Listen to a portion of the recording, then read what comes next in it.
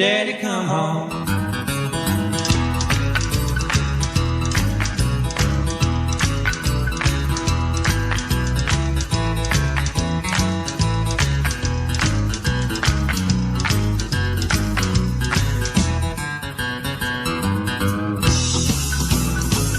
Well, I'm a honky-tonk man, and I can't seem to stop.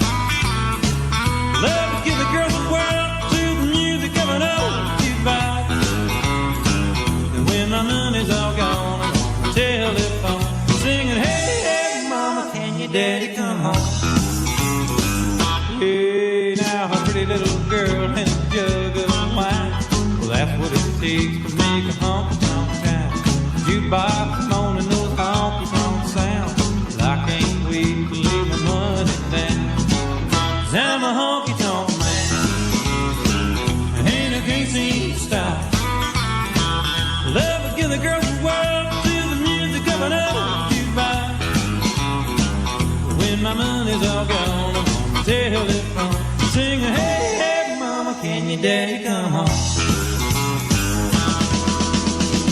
I'm a honky-tonk man, and I can't seem to stop.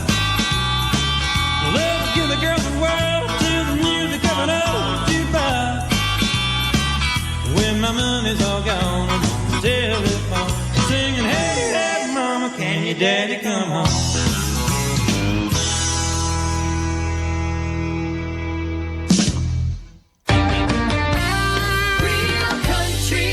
Now in Kingston and Rhinebeck at 92.5 FM.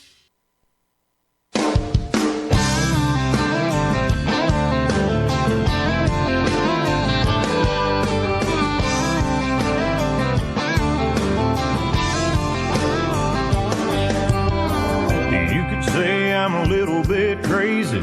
You could call me insane. Walking around with all these whispers running around here in my brain. I just can't help but hear them. Man, I can't avoid it. I hear voices. I hear voices like my dad saying, work that job, but don't work your life away. And mama telling me to drop some cash in the offering plate on Sunday. And granddad saying you can have a few, but don't ever cross that line. Yeah, I hear voices all the time.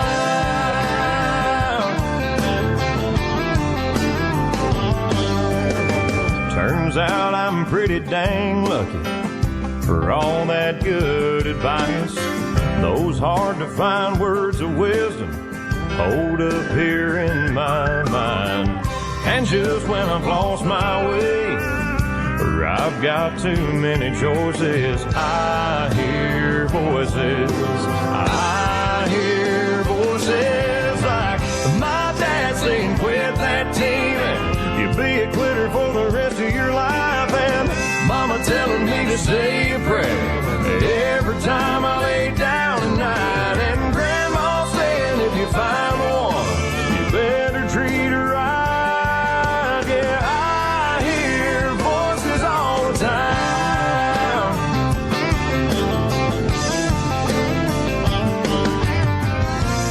Sometimes I try to ignore them, but I thank God for them.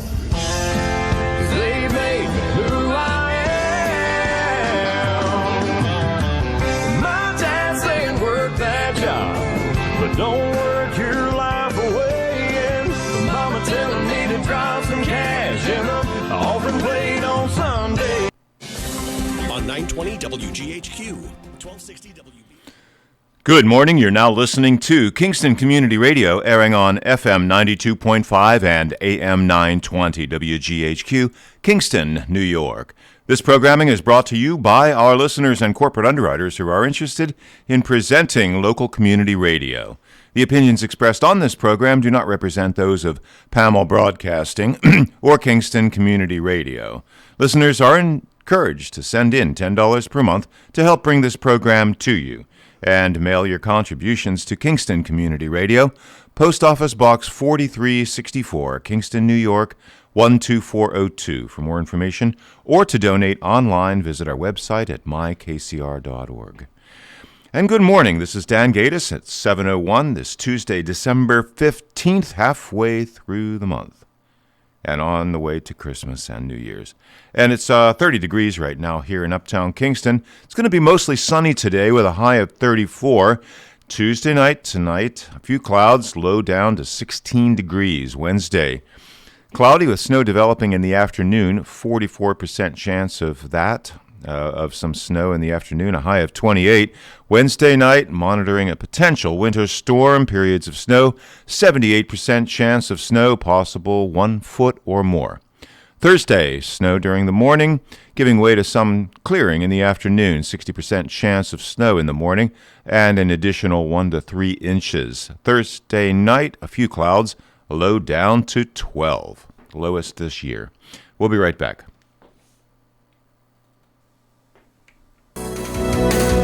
You're listening to Kingston Community Radio on WGHQ Kingston. On your radio at 920 AM and 92.5 FM, and also online at mykcr.org. We are Lions. We bring hope where it's needed, support causes that matter, change lives, change communities, change the world. Visit lionsclubs.org to learn more.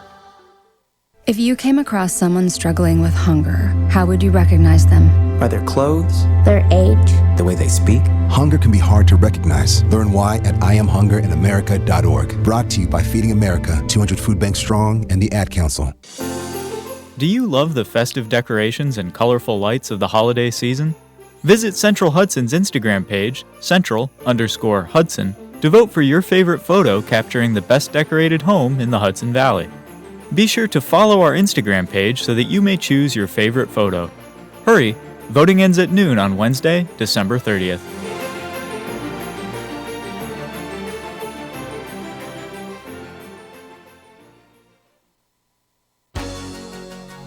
Hi, my name is George Post from Postupack, New York, and I support Kingston Community Radio, and so should you.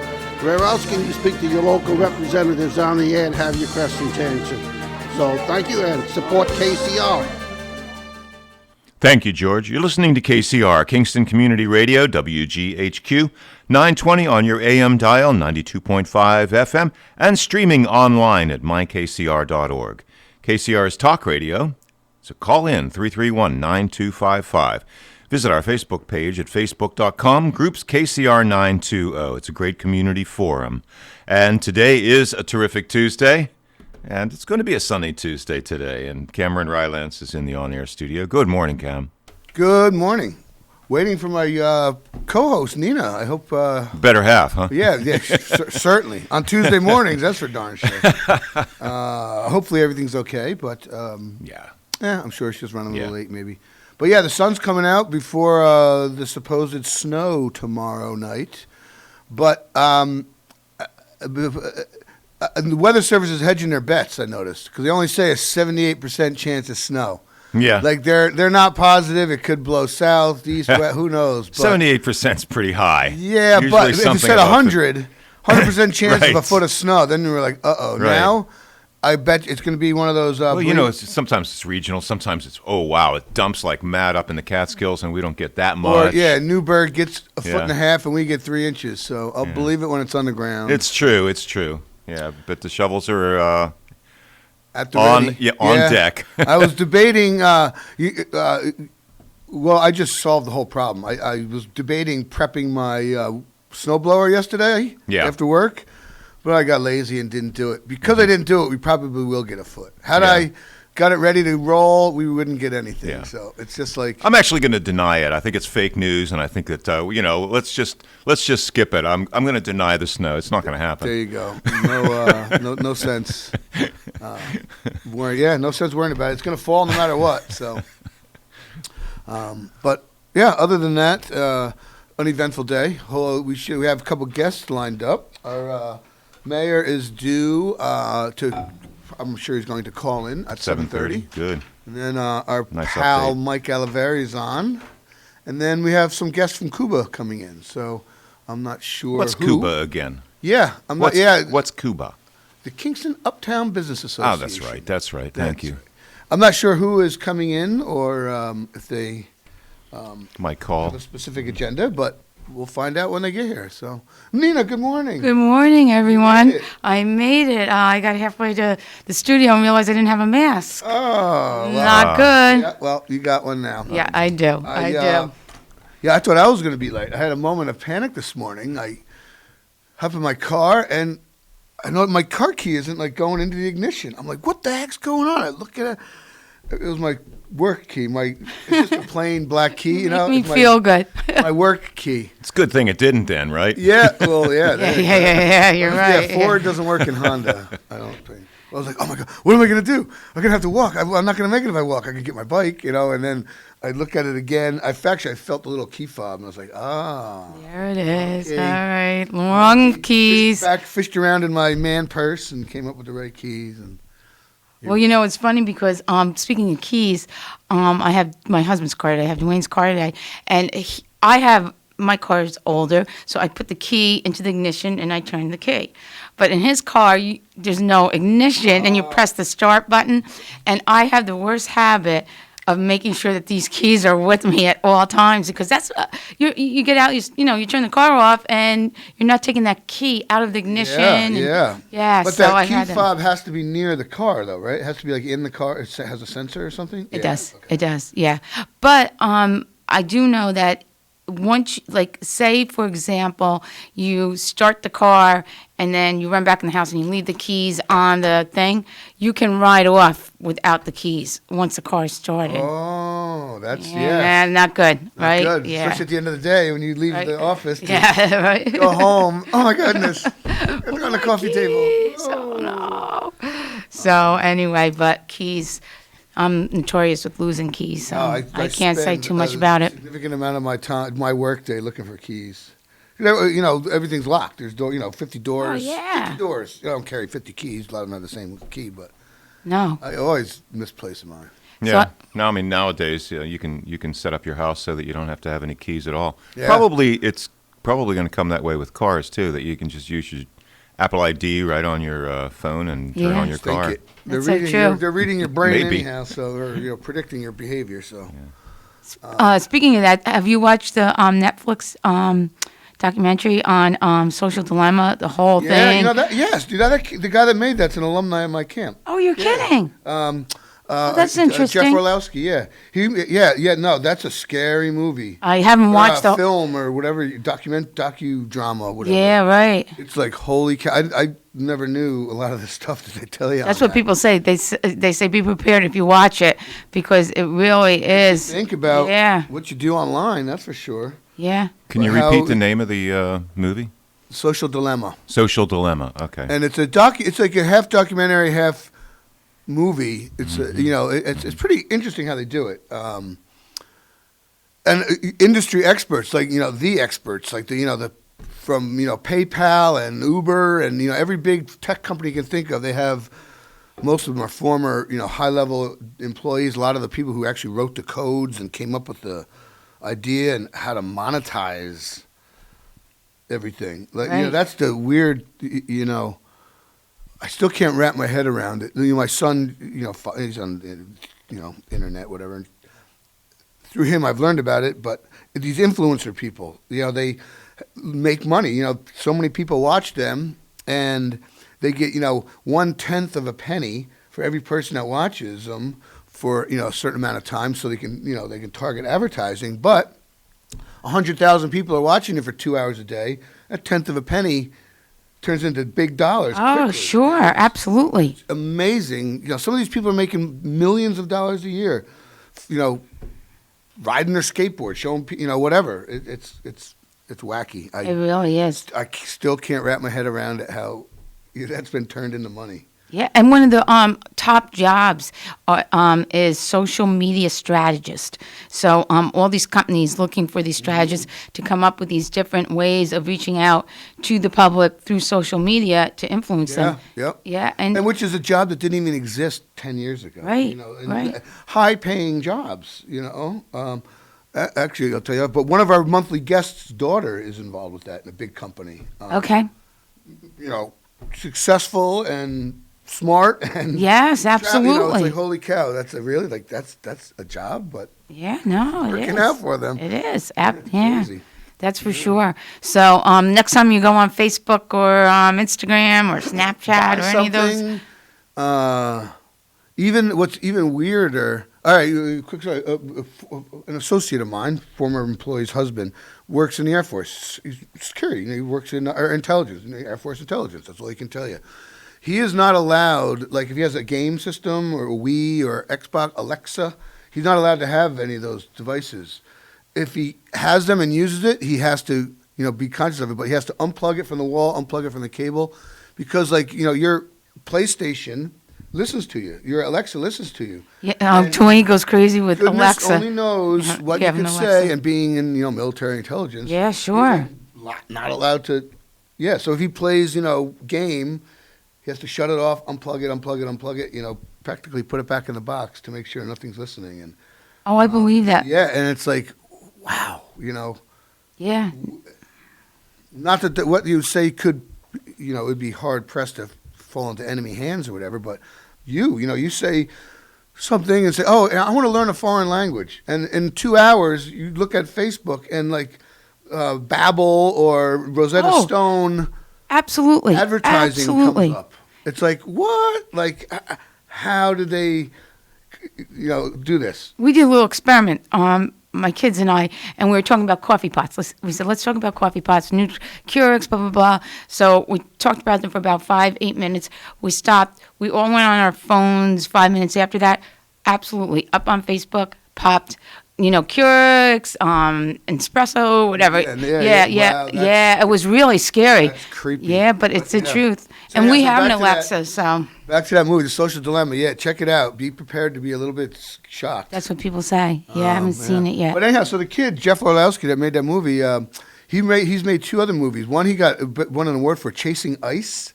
It was a documentary a few years ago, and it was about the loss of glaciers and the shrinking sea ice in the Arctic, everything. And then, a year and a half later, he followed that up with Chasing Coral around the world. How coral is dying across the world.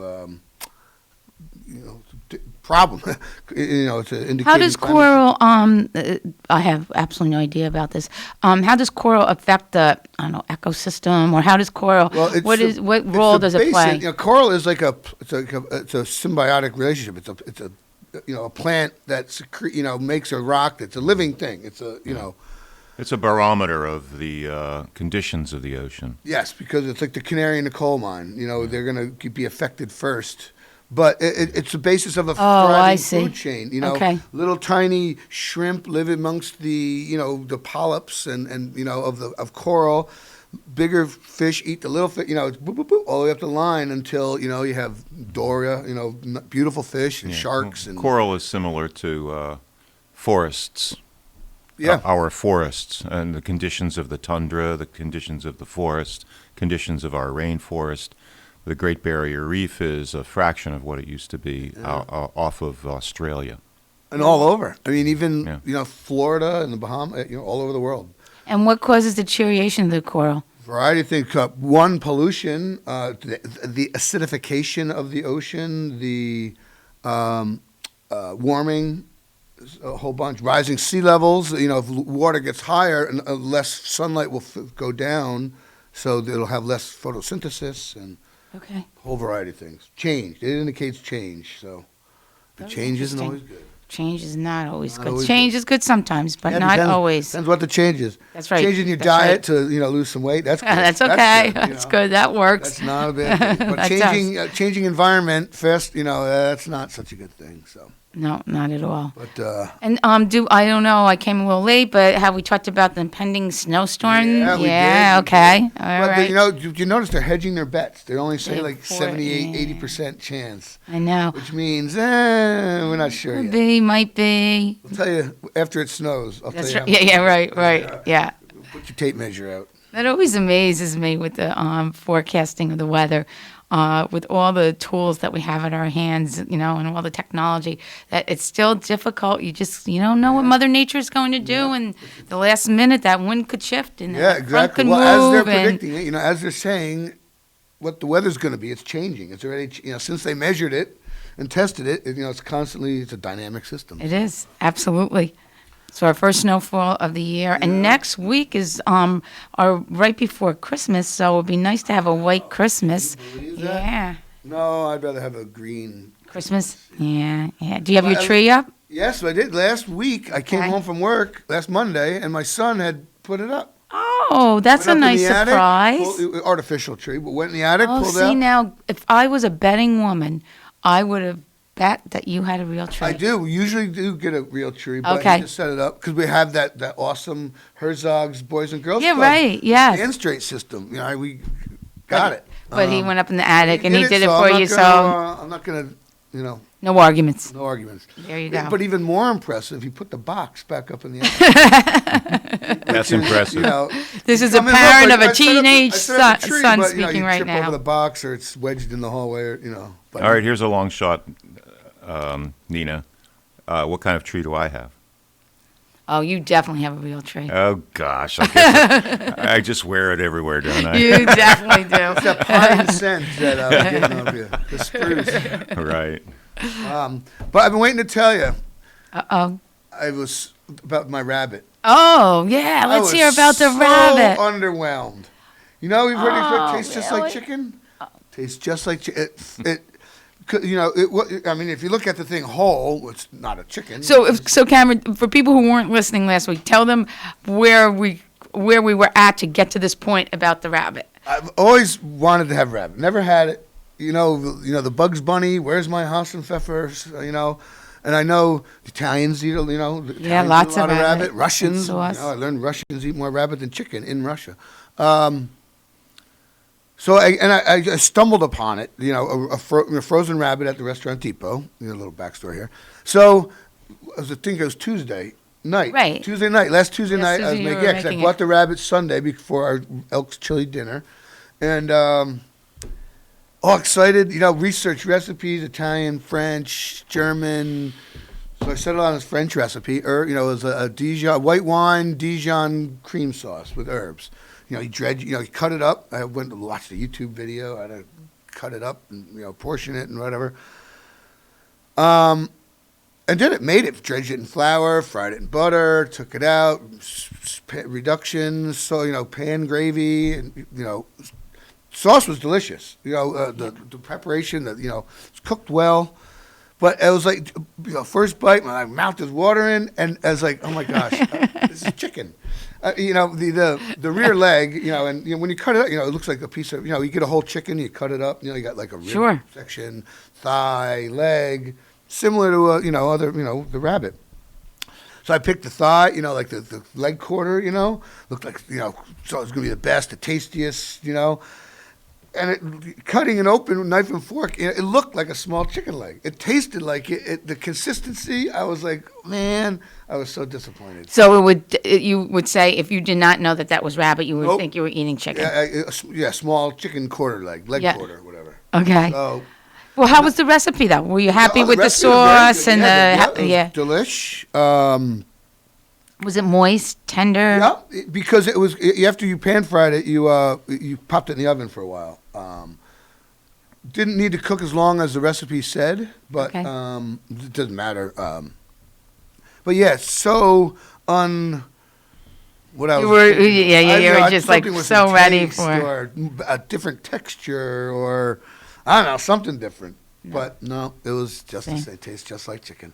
Well, it was a good experiment. I know, at least it wasn't very expensive, so that's the bottom line. Right. It's not like buying, king crab legs and ruining them or something like that, So, that's what not good there, yeah. $100 with the crab legs, you overcook and they're dry or something. You're like, no. How much does rabbit cost? Is it like rabbit? It was $5 a pound, and it was comparable to chicken. 2.75 pounds or something like that. It was $15 or so. It's about the same as chicken. fish. Yeah. Yeah. $5 a pound. Yep. But I did. Oh, good price actually. How about those Giants? What brought me up?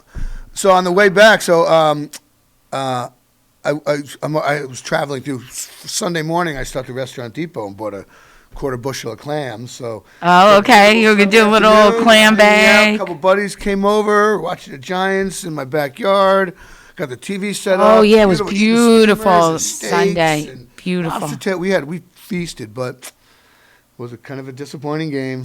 It was a very disappointing game. Yeah. We were traveling back from my daughter's, so we had on the radio, and it was not They good. couldn't get it going. I don't think Jones should have been playing. I think he was still hurt. He definitely wasn't as mobile. It didn't look as crisp as he has. But, oh well. So now, where are we at? A little sports update here. As far as I think the Eagles won. Yep, but they're still behind. Eagles and Cowboys are 2 games separated us. We're still tied with the Redskins, but we have Beat the them tiebreaker. twice, right? Yeah, we own the tiebreaker over the Redskins. So you don't know. We gotta keep pace. Win at least 1 or 2 more games, and hopefully it's more than Washington. I mean, if we lose all 3 and Eagles getting all theirs, I think they can tie us. I think, or beat us. I don't know, but hopefully we won't lose all our games. And what about those Steelers? What's happening there? their wheels are falling Buffalo, off. yeah. Buffalo Buffalo's beat a them. legit Their team, second loss now in a row. Yeah. Yeah, Buffalo is a legit team. They're playing well and they're doing well. So, and really sad. We were, had the basketball game on Florida State when that young man collapsed on the court. Yeah, and of course ESPN didn't show any of it, but and I guess he's stable but critical, and they said he was in an induced coma. It was a heart thing? A heart thing, but they don't know he had COVID during the summer. If COVID can affect the heart. So, sad situation. So our prayers go out to him and his family. Because that's got to be terrifying. Yeah, that has to be. And what if you're a parent watching the game? Yeah, exactly. Yeah, and they were in Sitting Virginia. in Ohio or whatever, watching your son play in Florida. And yeah, that's exactly what happened. Yeah. So, hopefully, they'll determine what happened and he'll get on the road to recovery. So, frightening, and hate to see things like that, especially for young athletes. Yeah, you really, really do. How about that kicker from Vanderbilt, the woman? Awesome. Yes. The kick the 2 point after, PAT, whatever, point after attempts. Yes. Which is awesome, man. That's great. And we have a phone call. A call online? Good morning, caller. You're on the air. Good morning. Hey, George. How are you? Very good. Yourselves? Hi, George. Dandy. Good. Glad the sun's shining. The snow's not going to come. I was out there Saturday. I started up my snow blower, filled it up with gas, ran it for about 10, 15 minutes. So it's no all snow. ready to go, so Good. Thank you for that, by the way. Thank you for doing that. How about that? The only true New York team that we have in pro football, the Bills. Yeah. I know. Although I'll argue day and night about that New York thing, but yes, they are. Hey, they're in Jersey. They play for Jersey. They could have played. They could have had a stadium in New York, but they chose. You can see the Manhattan skyline from the stadium. Doesn't count. Closer than Brooklyn. Hey. Anyhow, but they're good. I would love to see. I would like to see them do well. I mean, a Giants-Jets or a Giants-Bills Super Bowl is not out of the question again. There you go. We got practice beating them guys, so. Yeah, but that was the old Giants. Yeah, exactly. And the old Bills. But it's good. Yeah, I mean,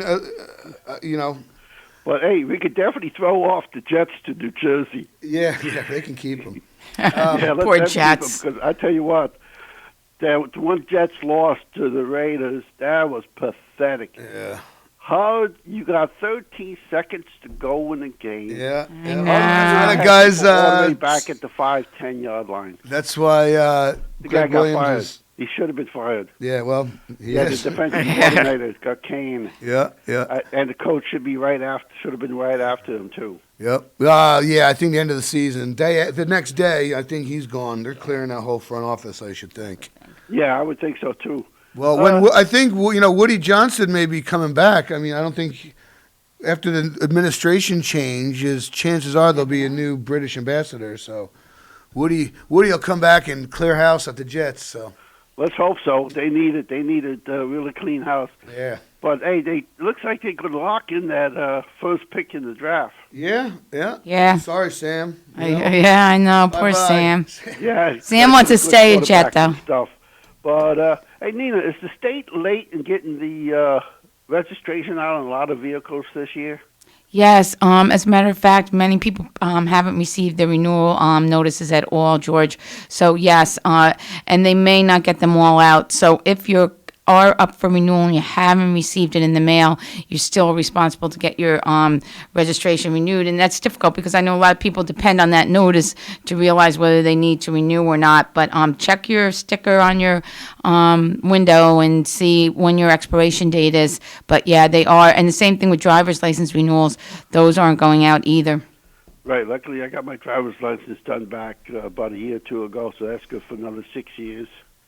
Yeah, because I'm waiting for my son's renewal to come in. And if they don't get it, how do you go about it? Do you have to physically go up to motor vehicle or? So probably the easiest way to do it is you can download off of the DMV website, the forms, the MV82, which is the registration renewal form. Fill that out. There's a credit card authorization form that goes with that. Fill out the credit card authorization and mail it into us within our turnaround times like 24 to 48 hours to renew. That's the other problem. A lot of people, I'm glad you brought that up. A lot of people, George, are renewing online. You get a temporary, I believe it's a 15-day temporary registration, and the actual physical registration is not coming in the mail. So many people are trying to get duplicate registrations because they never received their registrations. And I think the state is like 8 to 10 weeks behind in processing those. So again, the best way is to send in the MV82 with the credit card authorization, or you can go to your old registration and the cost to renew should be exactly the same. And you can put a check in the mail with that form and we'll renew your registration for you.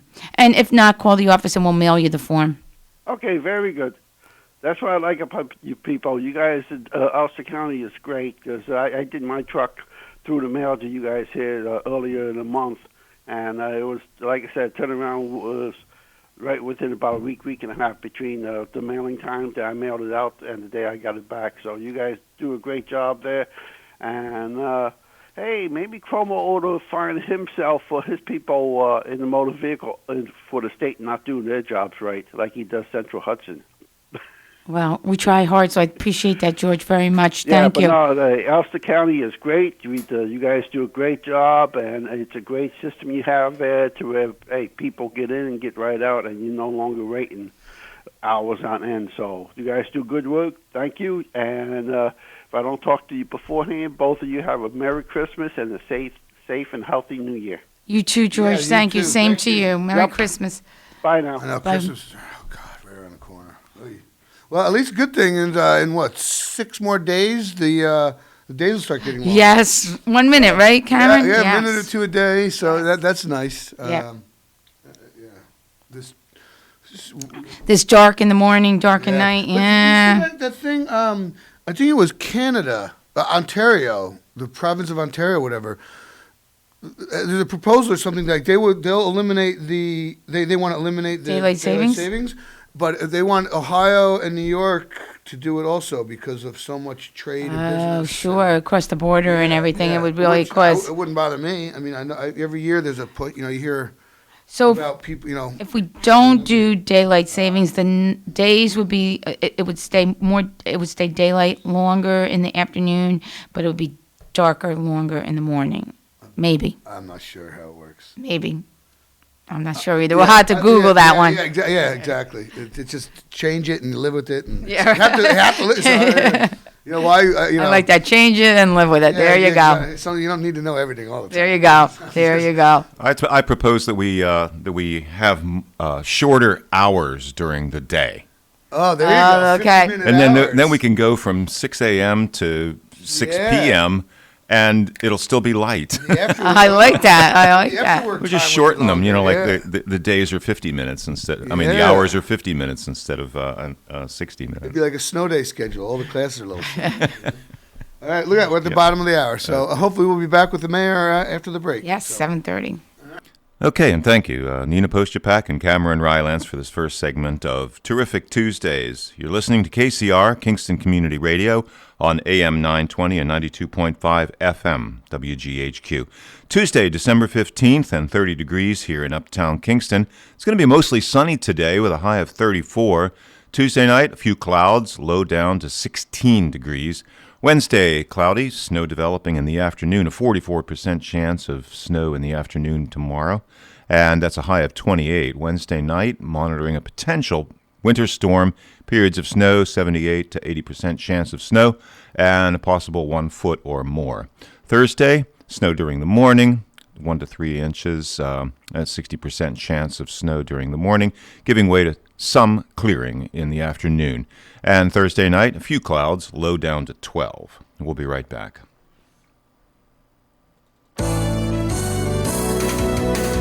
You're listening to Kingston Community Radio on WGHQ Kingston. On your radio at 920 AM and 92.5 FM. And also online at mykcr.org. Hey, hon, what you doing with your phone? Do flowers have best friends? I don't know. Hey, look. Whoa. Some answers can only be found in nature. Discover the unsearchable. Visit discovertheforest.org to find a trail near you. Brought to you by the United States Forest Service and the Ad Council. If you came across someone struggling with hunger, how would you recognize them? By their clothes, Their age? the way they speak. Hunger can be hard to recognize. Learn why at IamHungerInAmerica.org. Brought to you by Feeding America, 200 Food Banks Strong, and the Ad Council. Do you love the festive decorations and colorful lights of the holiday season? Visit Central Hudson's Instagram page, Central_Hudson, to vote for your favorite photo capturing the best decorated home in the Hudson Valley. Be sure to follow our Instagram page so that you may choose your favorite photo.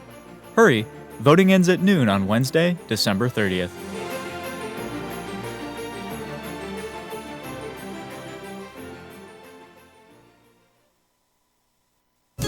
This is Greg Jorvis, and once again, the WGHQ Happy Christmas Fund is asking you to help the needy this holiday season.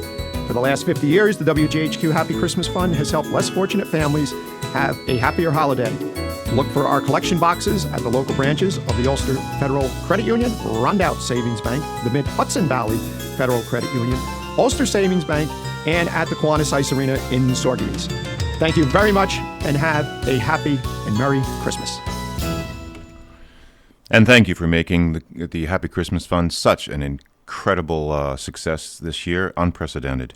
And you're with us here at KCR, Kingston Community Radio, AM 920 and 92.5 FM, 7:33 AM, 7:34 AM, and it's 30 degrees on this Tuesday, December 15th. This portion of Kingston Community Radio is being brought to you by Mid-Hudson Valley Federal Credit Union, main office, 1099 Morton Boulevard in Kingston. Let's get back to the on-air studio with Nina and Cam. Welcome back. All right. And I Good believe feedback. we are joined with our 7:30 guest, Steve Noble, the mayor of the city of Kingston. Good morning, Mr. Mayor. Good morning, Cameron. Good morning, Nina. It's Good morning, great to be with Mayor. you guys again. Yes, I can't believe a month's going by already. It's scary. Time flies. Yeah, it does. It really especially- has, I have to say, when I saw Especially as Christmas approaches, time seems to condense a little bit. So. It does. So, Mayor, your budget was passed, which is great, or the city budget was passed. Were you happy with the results of that?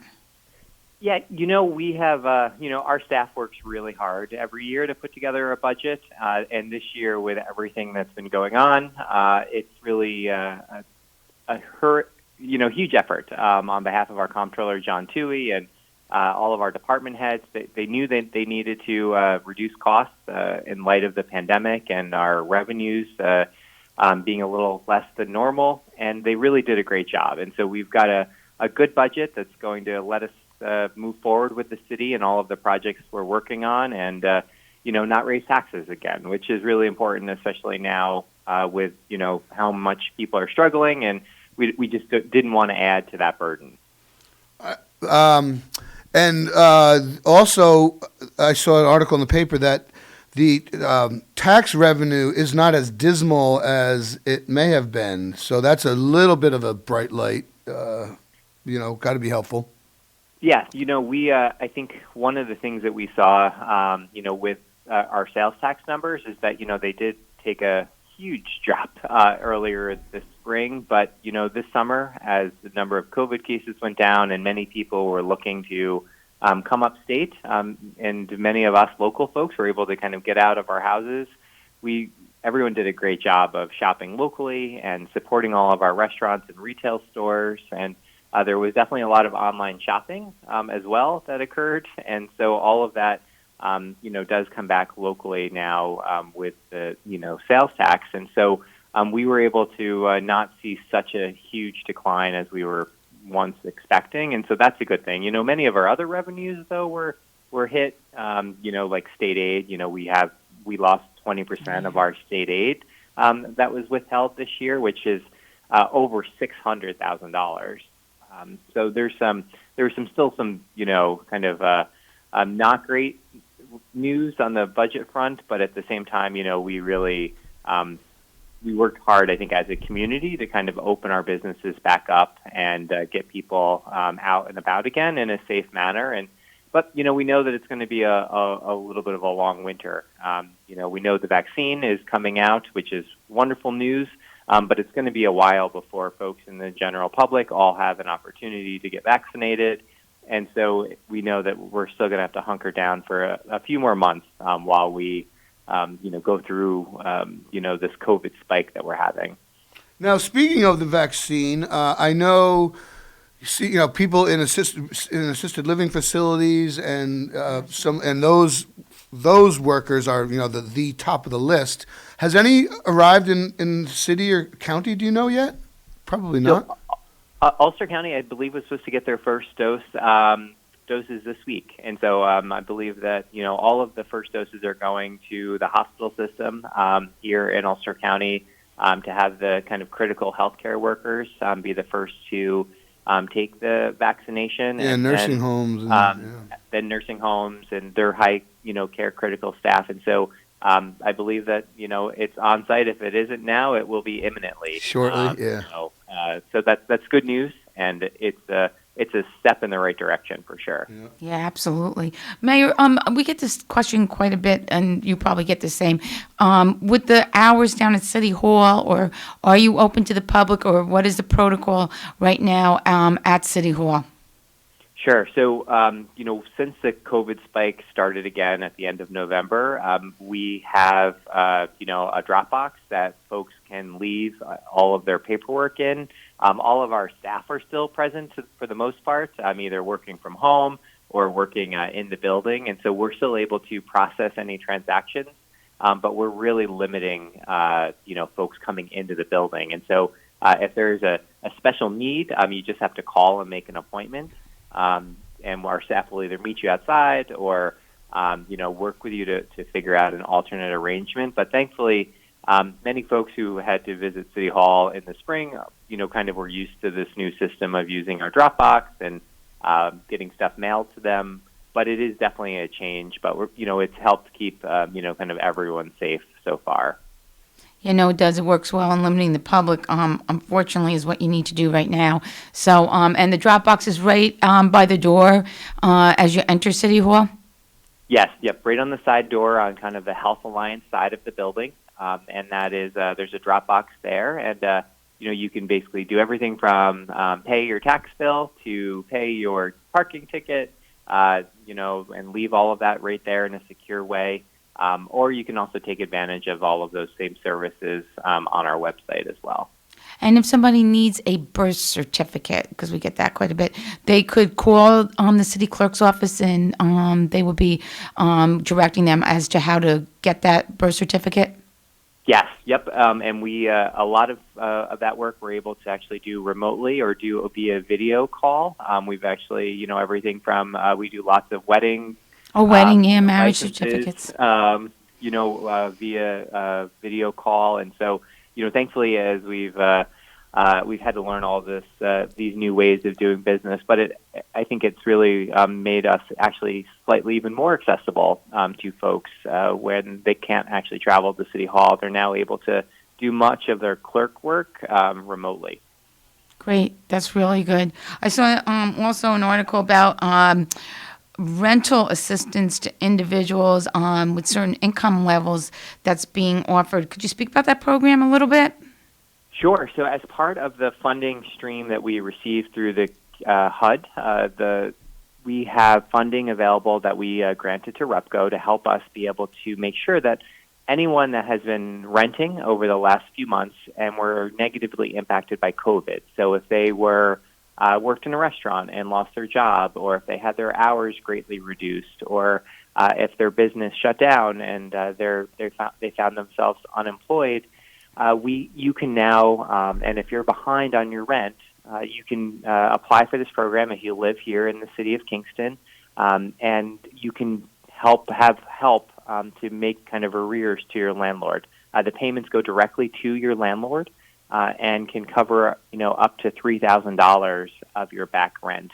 And the goal of the program is to help reduce the number of people that could potentially be evicted from their apartments for non-payment of rent whenever and if ever the eviction moratorium is lifted. And so we think that this is a good program. It's kind of a win-win for everyone. It's a win-win for the tenant, but it's also a win-win for our landlords who really have struggled, and so many of them are locally owned and are local folks, and they too have been, really gracious to be able to work with their tenants, and this is also an opportunity to make sure that they don't get too much in debt as well. Their mortgage fees and taxes didn't get put on pause, so yes. Question for you. We encourage folks to, definitely, if you're interested in that program, you can go to either the City of Kingston website or repco.org, and you can actually find there's very few documents that you need to provide as part of this application process, and so we tried to make it as easy as possible for folks, and everyone will kind of get put into a lottery because we know that the need is going to be is great, and so we have at least enough to do 25 families in round one. Oh, that's great. And then we'll have another round in the next month or two, and that'll be another 25 families, and then I think hopefully we'll have other funds be able to be allocated toward that as we go into 2021 as well. So it'll help, our families here in Kingston. Now, is this COVID relief funding, or is this some type of grant, or what? Yeah, so this is actually, it's a community development block grant, and so this actually was part of the additional allocation we received from the federal government as part of the CARES Act. Okay. And so it's community development funds, which we get annually as a city, but this was a special allocation, and working with the Common Council, we were able to distribute this money to REPCO to help, families in need. That's great. That's fantastic. So now, Mayor, the forecast is calling for snow for Wednesday. So tell all our listeners how we know if it's alternate side of the street parking or what the rules are during a snow emergency. Yes, and so if a snow emergency is declared, which in all likelihood at this point it will be, we put up a reminder on our website, all of our snow frequently asked questions in case folks forgot from last winter or if you're new to the area. But we actually implemented a few years ago alternate side of the street parking.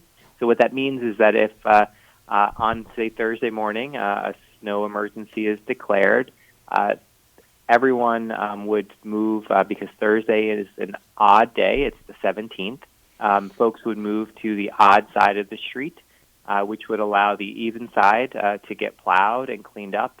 And then the next morning, so in this case Friday morning, which would be the 18th, everyone would move to the even side of the street, and that's based on your house number, and then we would be able to clean up the other side that we didn't get to on Thursday. And so this has really helped, especially in neighborhoods where there isn't enough off-street parking, and it gives us an opportunity to not tow as many cars, and it also provides folks the ability to,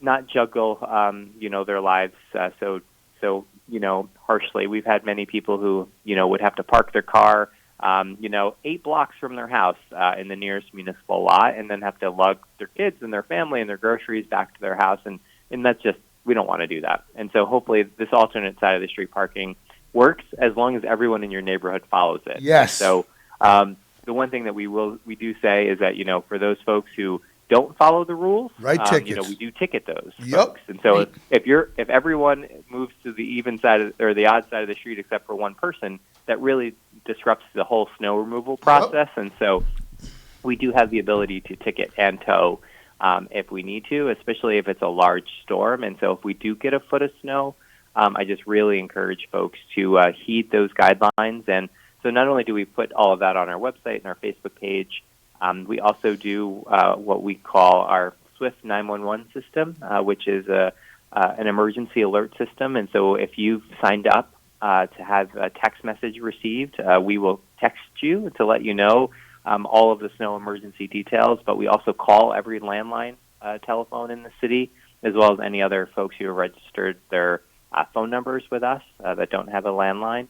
And so that's another way for us to communicate to let people know what's going on during these snow emergencies. But folks should plan now. They should get prepared. It looks like we are going to get a relatively large snowfall, and hopefully this isn't a sign of what's to come this winter. Maybe like last year, maybe this will be the only snowstorm. That's right. Yes. Because again, with our budgets the way they are, we don't want to have a huge winter of snow removal. Well, we can write a lot of tickets then. City needs the money because nothing. Because I live on Fair Street, and when people don't follow the rules, Fair Street gets bad. It's terrible.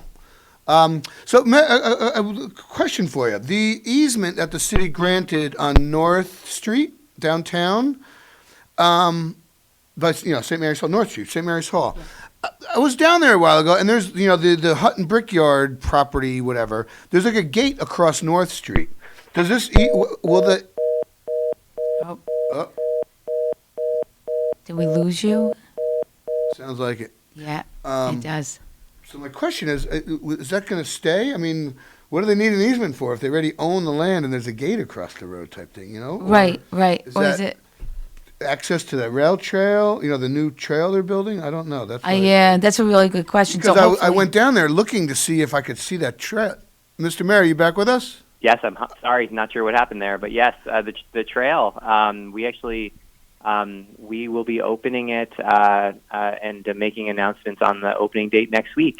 So it is just getting its final touches. All right. And so it does look like with the snow that we're going to be having, that we'll have people will have the opportunity to do some winter recreation.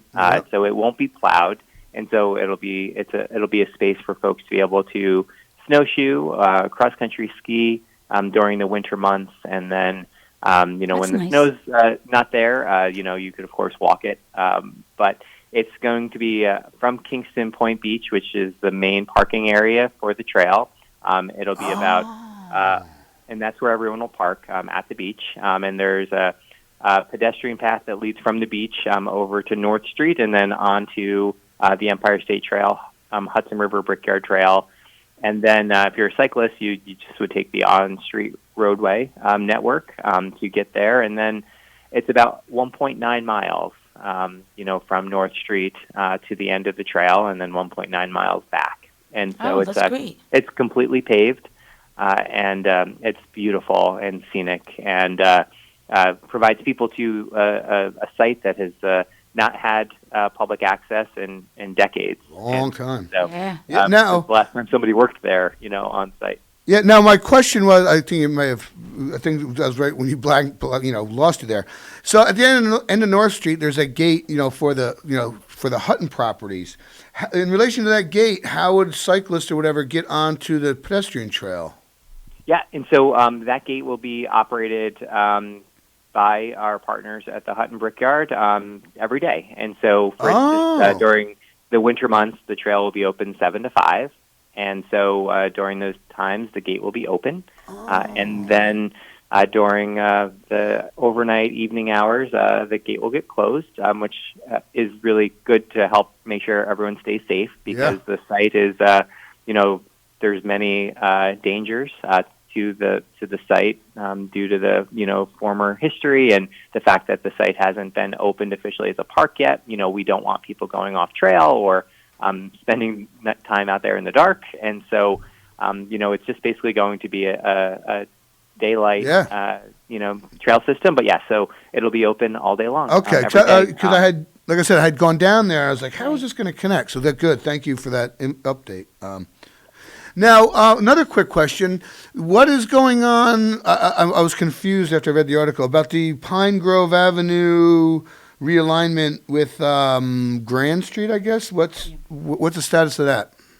Yeah, so that project, received approval from the Common Council at their last meeting a few weeks ago. They initially didn't get approved because they two members were absent the night of the meeting, but when everyone was kind of back at this last meeting they had, the project did get approval, and so we are in the final design phases, and we expect to go to construction hopefully in 2021, and that will allow us to reconfigure the intersection and finish the signalization there along Broadway, so that from Pine Grove all the way up to basically the anchor at the roundabout, there will be a continuous, new sidewalk system, street lights the whole way, as you've seen those going in, but then also all of the, the improvements for traffic flow at Pine Grove and Grand and Prince.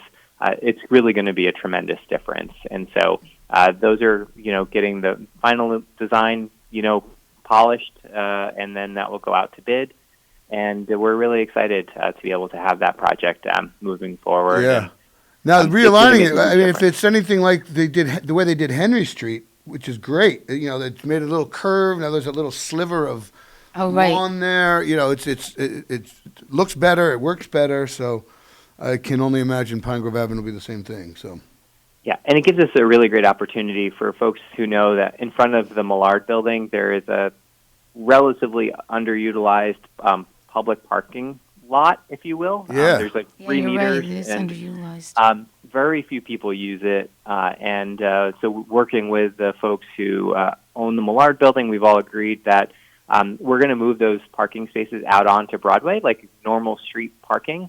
And we're going to turn that entire space into, a green space. And we have eventual plans of, building a public plaza. We'll have to get some additional grant money to help do that. But so between this new utilized space in front of their building, I think it's really going to, bring a whole lot of new economic development to that space, because it's really to be able to have this courtyard type park setting right out in front of the building is really just it's good for economic development. And we'll also have some, green space over on the other side, closer to, Dallas Hot Wieners, which again could, provide outdoor dining and all kinds of other amenities, which, as we know, is now, outdoor dining is, I think people love it. People loved the fact that they were able to eat outside so much this summer. And while it was due to COVID, I think going forward, we want to be able to plan out our city so that, outdoor dining can become more of a fixture of, our dining experience here. And I think that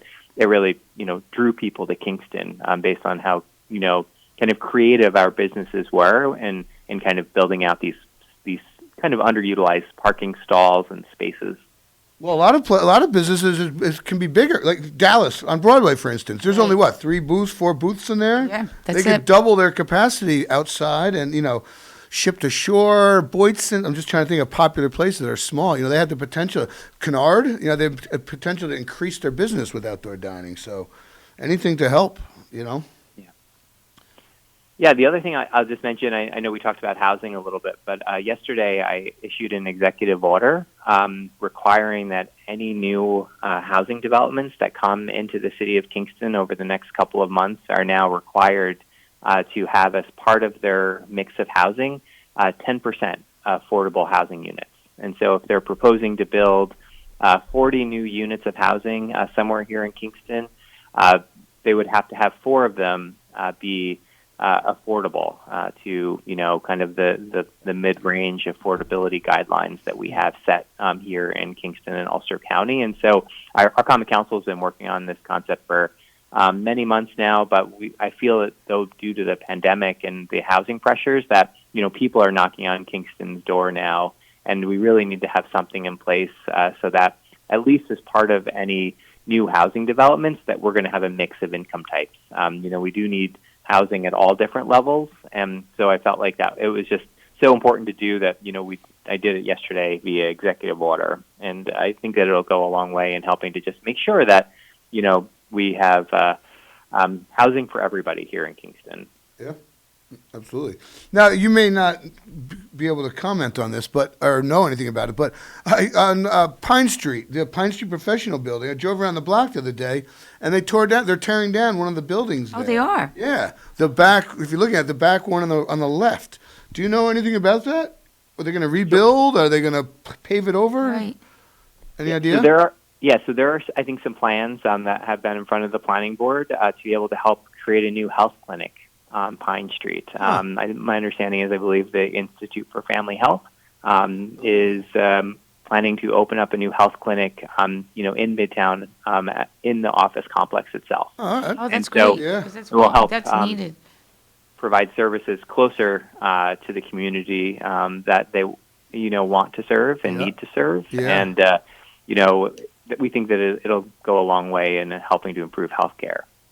Yeah, that's good. Yeah, that sounds like a good idea because those are kind of dated buildings, and to me, it seems like they're approaching the end of their useful life. So Yeah. Well, they've been there a long time. Yeah. Yeah. And well needed there in that area of town, another clinic. So that's great. That's very good. Speaking of Pine Street, I've noticed they're doing a lot of work in the house that's where the African burial ground is. The colonial burial ground. Do you know anything how that's going?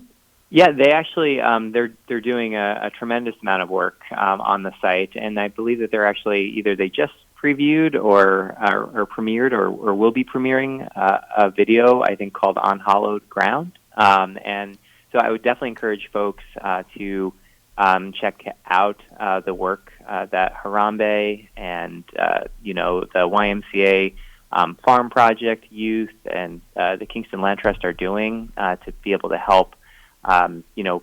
With that site, everything from they did some, sprucing up of the building to being able to determine, the landscaping for the site and what that and how the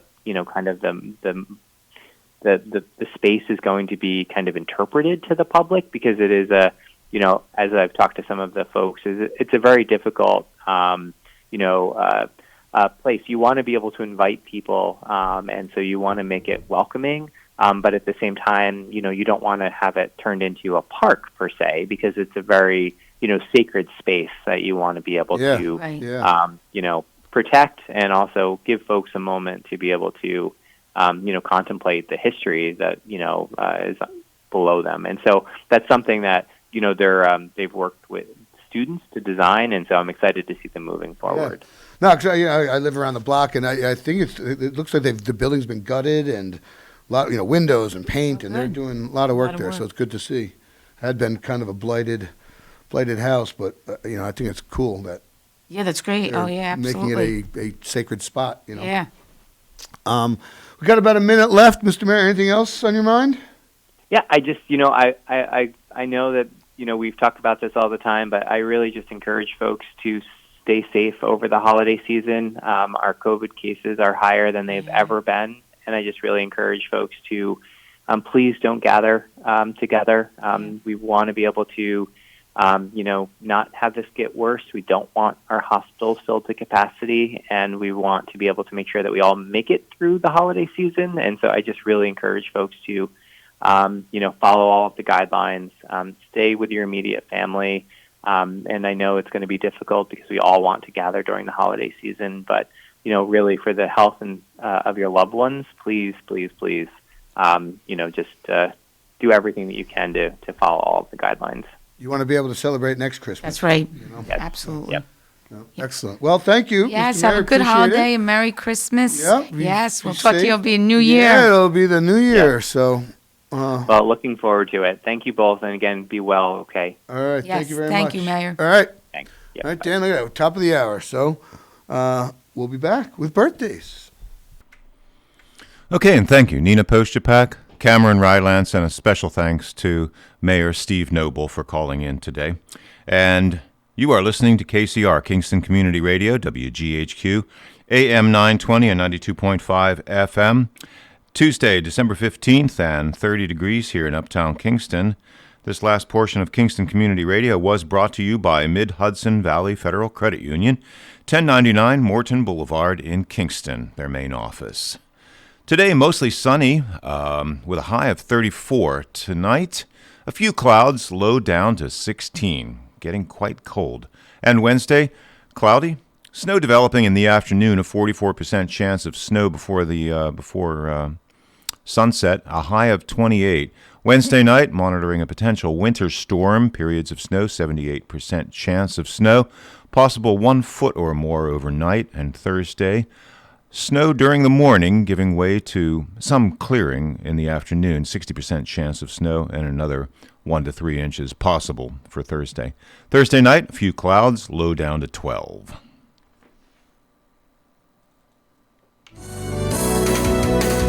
You're listening to Kingston Community Radio on WGHQ Kingston. On your radio at 920 AM and 92.5 FM. And also online at mykcr.org. We are Lions. We bring hope where it's needed. We are a global force for good. Support causes that matter. Change lives. Change communities. Change the world. We can do more together than we can alone. Join in. Experience the joy of serving. Be part of the movement. Give back. Let's unite the world for good. We are Lions. You can be too.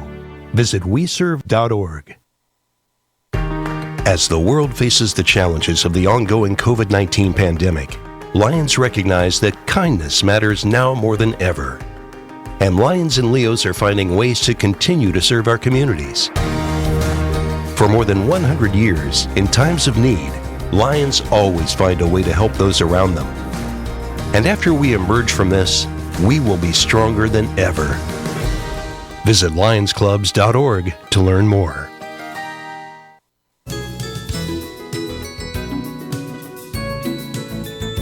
This is Tony Marmo. Many families in our area will not have a happy holiday, and the WGHQ Happy Christmas Fund will help them.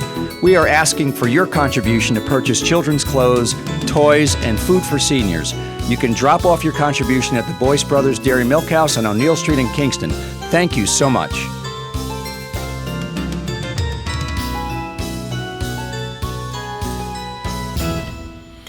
You're listening to WGHQ, AM 920 and 92.5 FM, the home of Kingston Community Radio. My name is Dan Gatis, and it is 8:03 a.m., top of the hour, and Tuesday, December 15th, 30 degrees here in Uptown Kingston.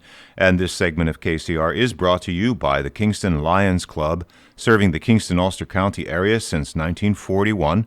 Call 845-901-9067 for more information. 901-9067. Let's get back to the on-air studio for the rest of our daily festivities. Welcome back. There we go. Dan. And it is time for birthdays. Yes. Well, birthday. Only one person was born today. And that lucky person only would one. be Rita Joyce. Happy birthday, Rita. Happy birthday, Rita. From your friends at the Wellness and Wealth. I wish it was Wellness and Healthy Lifestyle Club. So, listeners, send your birthday announcements in. Friends, family, relatives. If it's your enemy, give you the date or give the age, and we'll read their age on the radio. There you go. Absolutely. But submit them, mail them in, right? P.O. Box 4364. There you go. Kingston, That's New it. York. 4364. 12402. Or Yep. call. Email. Let's send them in because the boys, Call us, yeah. the fine folks at Boyce Brothers offer that complimentary cow pie every day, and it's you gotta delicious. be in it to win it. Yep, you Right? can use the same number as the pledge line, too, 331-1004. There you go. Call And us up. pledge a little money, too, Yeah, at the same time. even better. Yeah. You give us a gift, Maybe if you make a big donation, you're more likely to win a cow pie. Oh, he didn't say that, did he? Oh, No. no. Zip. So normally we'd be joined by Mike Oliveri at this time, but unfortunately I just ran to my car, and he's not able to make it today. So We wish him a happy holiday, Merry Christmas, and a Happy New Year. now I heard his coworker Tony was on the radio. Tony Yanta or Tony Roser. Maiden name, whatever. Yeah. I think she's going back to that. Tony Roser. Yeah. She was on with Tony Marmo last. Yes, I think Thursday. she's the new co-host with him. I Is think that once right? a month, I think, or every other Thursday, I think. But yeah, she Okay. did good, and because I know Mike, they both work for the same entity, so Right, right. And who does Tony have the other 2 weeks? Do we know? I don't know. Don't know. We'll find out on All Thursday. right, on my well, way to we'll find work. out this Thursday. I'll tune in on my way to work on Thursday and find out. Absolutely. Yep. Which will be good.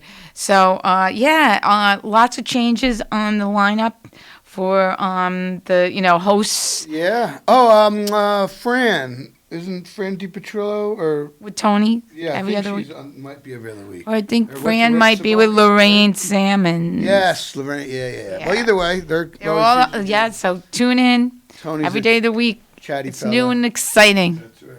Yeah, and always terrific Tuesdays. That's right. Don't That's miss the best, us. The best day of the week. That's right. And And gee, we're here every Tuesday. That's We're right. very consistent. And our Wednesday, Fred Costello. Boy, he Yeah, got he quite really. sick. Yeah, he did. I mean, I heard 2 weeks ago, whatever. Like he wasn't on the radio that day, but the article in the paper was he was pretty sick with it. So Yeah, he really was.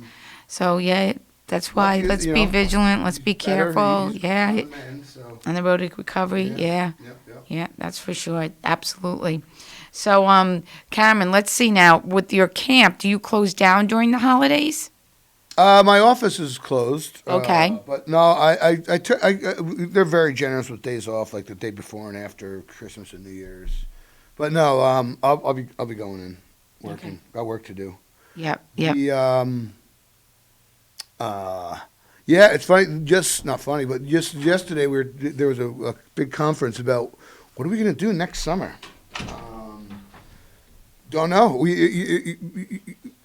Traditionally we have, it's an international program, and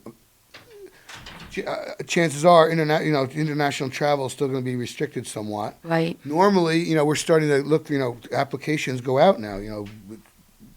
Over the winter. Sure. So they don't know what we're going to do. Probably be some type of hybrid program, if you will.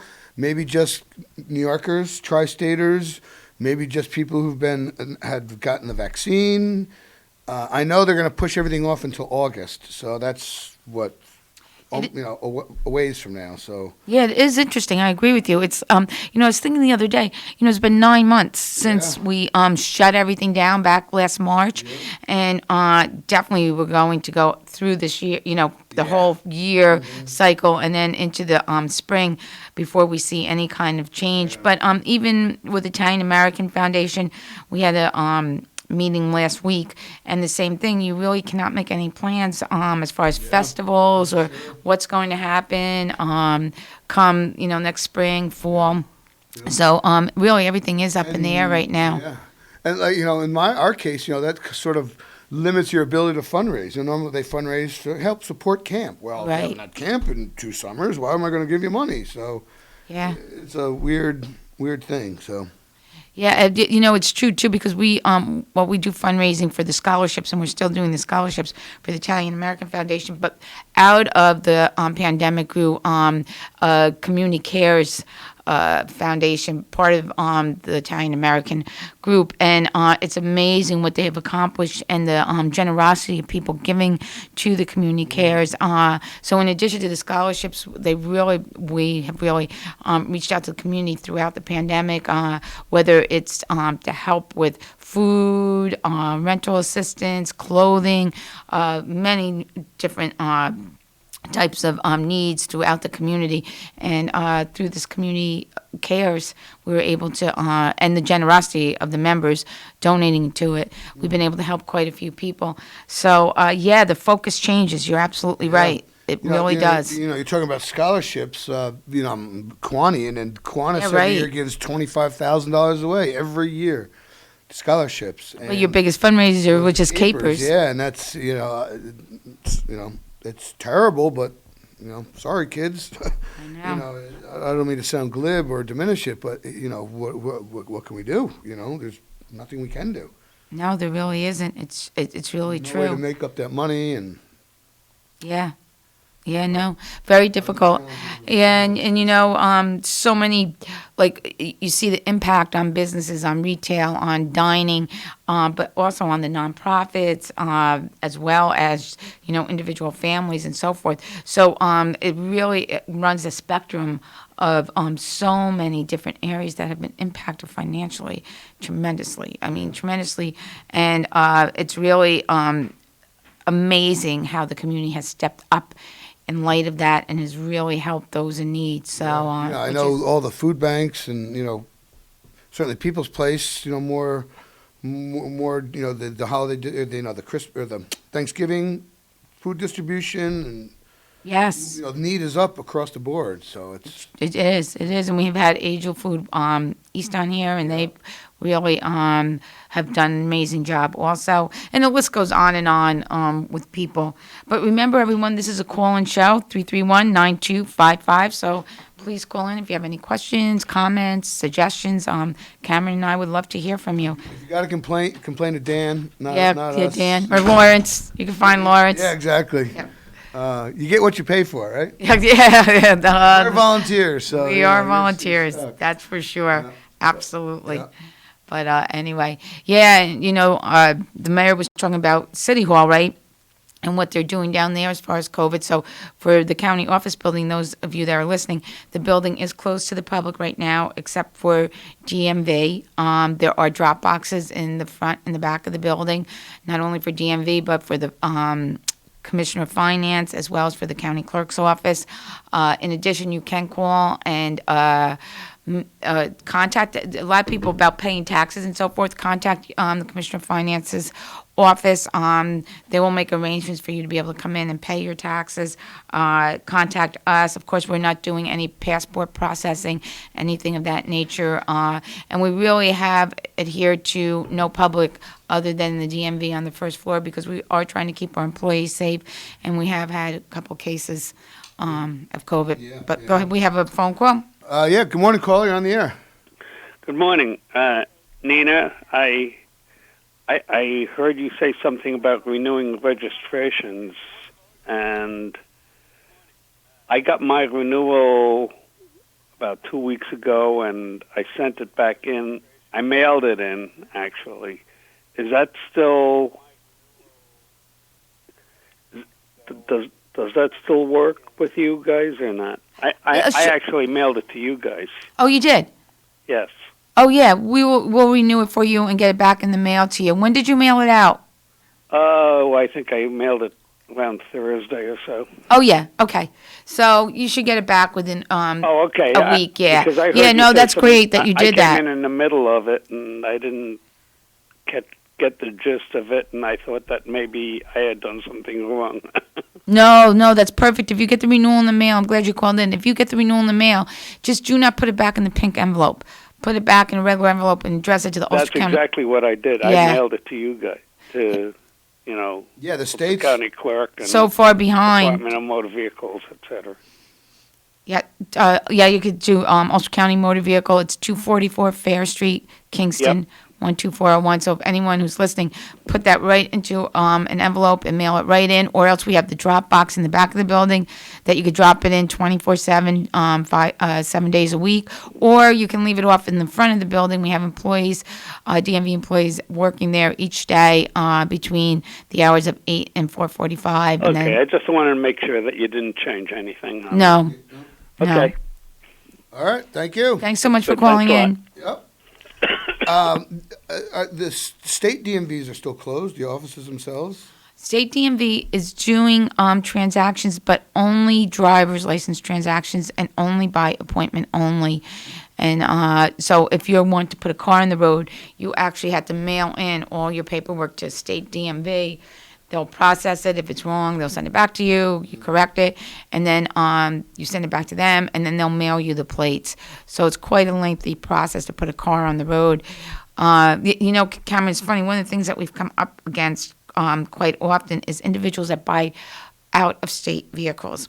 So if they buy a vehicle from an out-of-state dealer, out-of-state dealers use what we call third-party runners. So these are third-party companies that pick up their DMV transactions, especially Jersey, Connecticut, those bordering us. And they have certain DMVs throughout the state that they drop off these transactions. And I know people that purchase vehicles back in the summer, fall, and still have not received their permanent registration and plates. Wow. They're riding around on Jersey temporaries or Connecticut temporaries, or they transferred the New York State plates and they had a 30-day temporary and they still haven't received. Wow, huh. So if there's any way possible, if you purchase a vehicle out of state, to have that dealer give you that paperwork and not have them do the DMV transaction, because you can bring that paperwork into us and we'll issue you a set of plates immediately. But you need the title, the dealer work, all that paperwork from the dealer. And another thing that people don't realize, and especially if you buy a car from a dealer in Jersey, we do not have reciprocity with Jersey. So therefore, if you pay sales tax to New Jersey, they do not transfer it to New York State. So there's no reciprocity there. So we must collect that tax again, and then you have to get a refund from Jersey. So when you purchase a vehicle from a dealer in Jersey, you do not need to pay sales tax in Jersey because you are not a resident of New Jersey. When you register that car in New York State, that's when you pay the sales tax. And that's another issue that comes up quite often. We do have reciprocity with Connecticut. So if you pay, say Connecticut sales tax 4%, and I'm just making that up. So if you pay 4% in Connecticut, we will only charge you the additional 4%.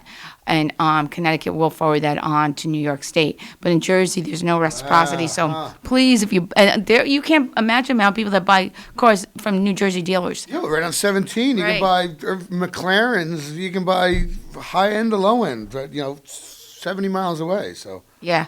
So that's just a little tidbit of information for individuals. And you just said you can apply for a refund from Jersey. Yeah, I'm sure that's good luck, right? I'm sure that's a pokey check. Yeah, they're not hurrying to give out money. Yeah, absolutely. And if you're buying a car that's a substantial amount of money, you're paying. You're talking thousands of dollars in sales tax. Yeah. Wow. Huh. So spread that word to those of you that are listening. Wow. No, it really isn't. That's for sure. And I've noticed, for years, you could get away with not paying. Get away with, that's not the right word, but online. So, forever they didn't charge sales tax, but now I've noticed a lot of companies are charging sales tax. I guess that's linked to because New York State's charging them, or they're right. Whatever. So it used to be that you could go purchase anything online. Anything and no sales tax, whatever. But now it's, you live in New York, and now you got to pay tax or whatever. Yeah. And I did notice that a lot of companies now, if you purchase online, are shipping for free, which makes a little bit over a certain amount. You're varying the cost of shipping. Yeah, right. There you go, Karen. I've tried to explain that to my son. But it's free shipping. I was like, no, it's not. Very good point. See the guy that's driving the truck right there, that brown truck? He's not free. He's making money, so. Yeah. It's funny. Yeah, no, absolutely. Free shipping. Well, no, you're just paying for it on the front end. Yeah, no, very true. Or, that's like the old joke. I don't know if it's a joke or whatever, but, there's always, furniture companies are always having sales, right? Right. If you're constantly having a sale, why don't you just adjust your price? It's like it's a gimmick. It's a mind game or whatever. Oh, it is. It's like Kohl's.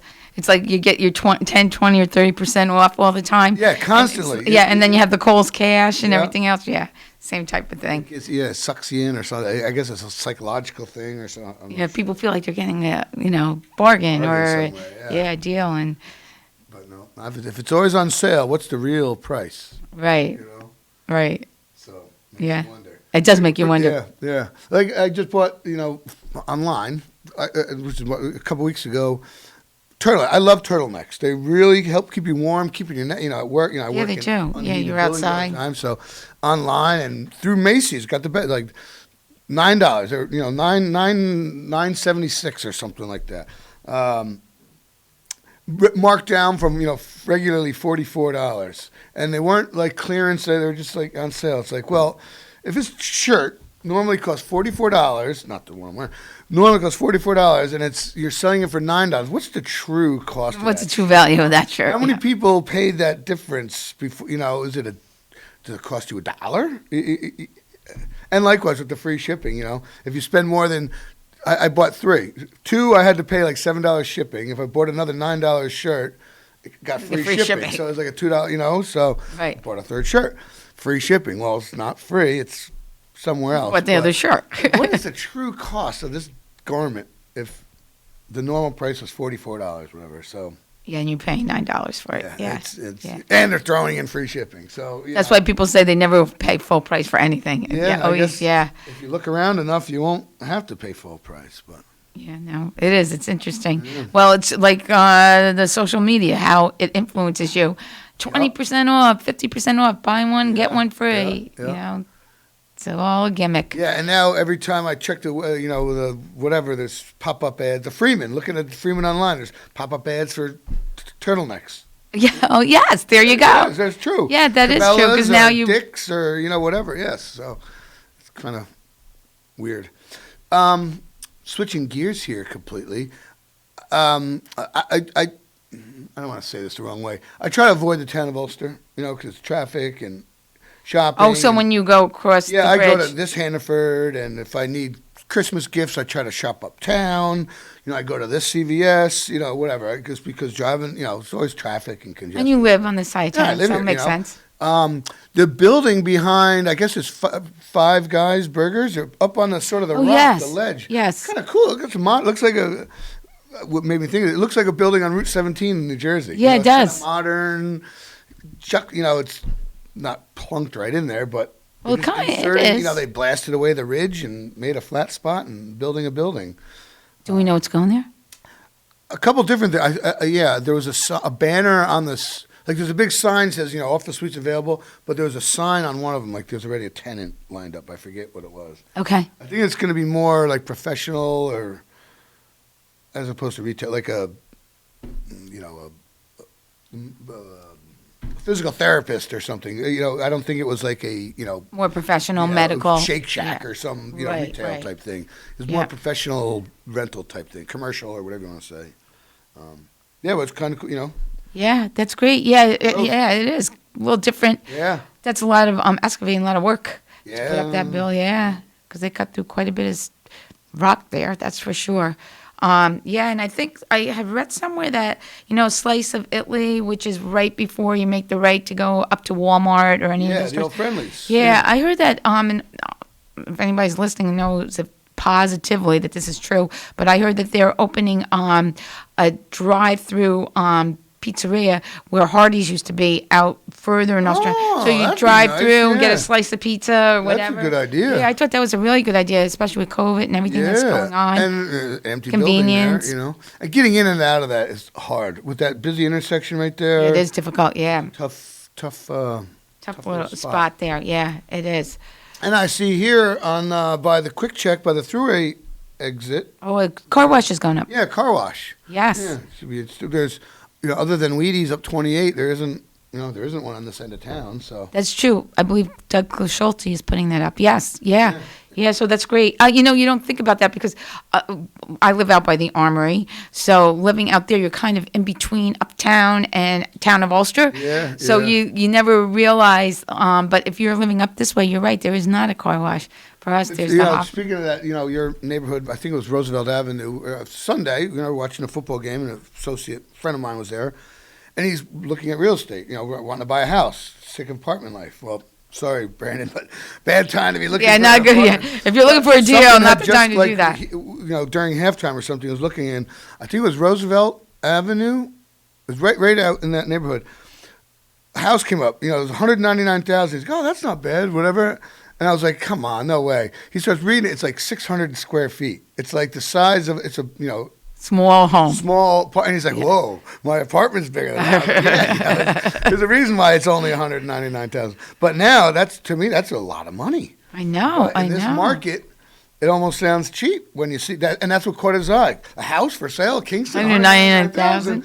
You read the details, and it's, it was a bungalow, a winterized cottage out there. Yeah, but it's so true. Yeah. The price, yeah, it's amazing, absolutely amazing. But it's a great neighborhood out there. We have Lauren Park right there, kids. Yeah, nice and flat. Yeah, and speaking of, you got a bear. We have a bear. We have a bear. Yeah, that's for sure. We sometimes some deer. Oh, jeez. And we have our rabbits and squirrels in the backyard. But crazy. Yeah, absolutely. I lost my thought now. I had a thought, but it's gone. Yeah, it's gone now. Do you,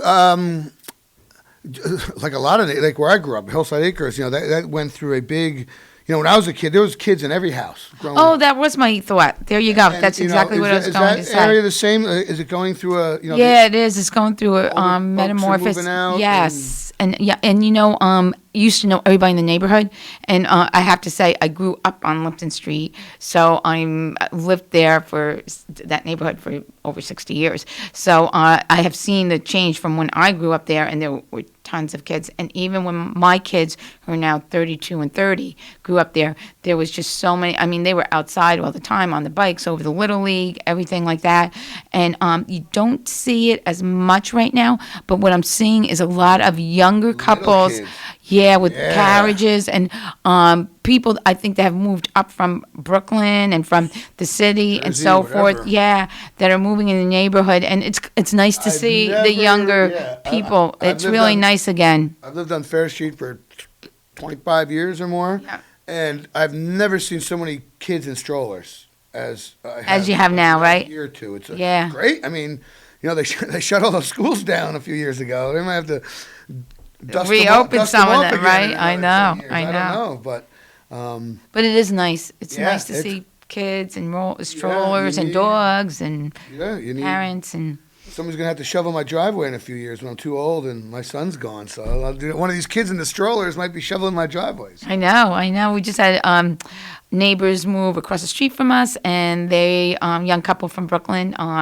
Great, friendly, and then right behind us, we had an individual who worked on Broadway in the ticket office and the finance end of it, and she moved up from the city, and of course Broadway has been shuttered. So she's basically here to stay, no commuting or working from home or anything like that. So it's really nice to see that. Which is great. People moving up to start a family. You can buy a home and. It's good. That which is good because that indicates some stability. Right. If you move up here with young kids, and you buy a home and you settle in, chances are you're going to stick around. Yeah, for good a while. point. You're not going to jump. It's not like a young single person can jump around, move away. You once you have children in tow and a mortgage, it's probably going to bring long-term stability, which is good. Like in Midtown. I hate to say it, there is some gentrification going on, but, if people are moving in with families and starting a family, is gentrification by, rich older white people who have no kids, that's bad, who just want, high-end living. But if it's, you're turning, renovating a home to raise a family in, I don't think that's a bad term, and maybe gentrification is the wrong word for that. It's just neighborhood's changing or something. Yes, the complexion of the neighborhood, and you see a lot, and you do see a lot of work being done throughout the city of Kingston as far as on homes, home improvements, renovations, everything. Like where on Washington Avenue where the big dig was going in, right by Mrs. Hart's house. Yes. Mickey Hart's mom's house. They tore off the back half of that house and rebuilt it, and it's going to be a nice, brand new looking little house. And same thing on Joy's Lane, right by Lucas Avenue Pet Supply, which cracks me up. Lucas Avenue Pet Supply on Joy's Lane. Yeah, right. But they did a little thing. There was a little, right behind the funeral home there. Yeah. McConaughey. McConaughey funeral. Yep. What the hell's the name of it? Anyhow, the beautiful little yellow house, whatever. But they tore down 2/3 of the house that was there and rebuilt it again in the back, and it looks like young guy doing it. It looks like the homeowner's doing the work himself. So it's great. It's wonderful to see. Yeah, that's for sure. And with being home now with the pandemic and not being able to do as much as you used to, as far as going out and so forth, people are doing a lot more home improvements, which is great. Which is really good. And more money, Yeah. You can't waste it. You're right. Silly stuff, That's so right. you spend it at home, You save a lot of money. You're right. Yeah. Absolutely. I'm still broke, so I don't know what the... I don't know. You can't, right? Is, I don't know. Saving it, but I'm still spending it somehow, so... So I think in the next half hour we have someone from KUBA. Right? Yep. I'm not sure who's coming, because... we'll find out. It's always a nice surprise when you don't know who the guests are. Yes, and KUBA stands for Kingston Uptown Businessmen's Association. Yeah. So, we're excited to see who'll be here. Do we have a caller? Yes. All right. Well, good morning, caller. You're on the air. Oh, okay. Just a minute. You want to go to break first? Yeah, let's go to break. He's on hold until the break is over. Okay, great. Okay. And you're with us here at KCR, Kingston Community Radio, AM 920 and 92.5 FM, WGHQ. And this last portion of Kingston Community Radio has been brought to you by Lions Club, Kingston Lions Club, serving the Kingston, Ulster County area since 1941. Call them for more information, 901-9067, 845-901-9067. And Mid-Hudson Valley weather and forecast one more time. Mostly sunny today, a high of 34. Tuesday night, a few clouds, low down to 16. And Wednesday, cloudy with snow developing in the afternoon. A 44% chance of snow on Wednesday with a high of 28. And then Wednesday night, we're monitoring a potential winter storm, periods of snow, 78% chance of snow. Possible 1 foot or more Wednesday night. And Thursday, snow continuing, another additional 1 to 3 inches possible, and that gives way to some clearing in the afternoon. 60% chance of snow Thursday as well. And Thursday night, a few clouds, low 12 degrees. And we'll be right back.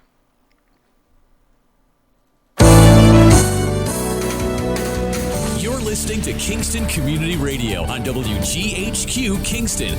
On your radio at 920 AM and 92.5 FM. And also online at mykcr.org. We are Lions. We bring hope where it's needed. We are a global force for good. Support causes that matter. Change lives. Change communities. Change the world. We can do more together than we can alone. Join in. Experience the joy of serving. Be part of the movement. Give back. Let's unite the world for good. We are Lions. You can be too. Visit weserve.org.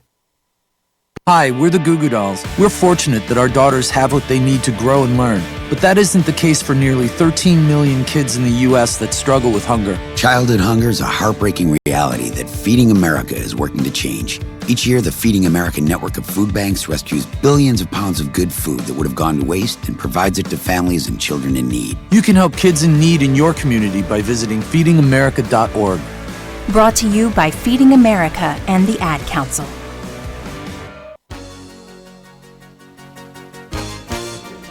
Hi, I'm Paula Strang, and I support Kingston Community Radio, and so should you.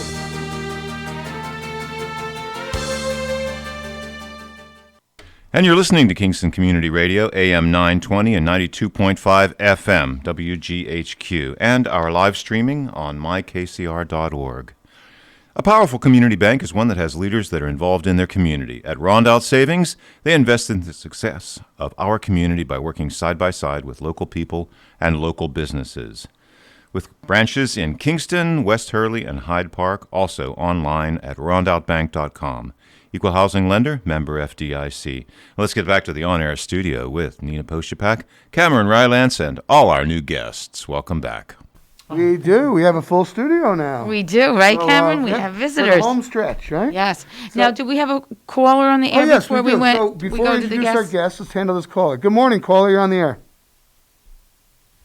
Hey there, Rob Gaston calling with KUBA. Oh, good morning. You have some of my friends there. Yes, you do. So, well, you knew about this, didn't you? So, we're possibly. joined in the studio by Nan Potter, one of our local real estate business people, and Bill Calderara, the CEO or president? President and CEO. President and CEO of Ulster Savings Bank. So, Great title. welcome Yeah, to the it is a great title. And, I'm sorry, your name, caller, your name slipped my mind? Robert Gaston. No, I just wanted to say hello, and I wanted to thank Bill for all the work he's done and supporting Uptown and our lighting project, helping us light the way here in Uptown Kingston. It's greatly appreciated. Now, Bob, are you an Uptown business owner? Rob is actually Yes, the I new do. president of Kingston Uptown Business Association. What's your business? I work at Gpro Digital Media. Okay. I founded, I'm the president of Gpro as well. And we do all kinds of marketing. Internet or traditional, everything?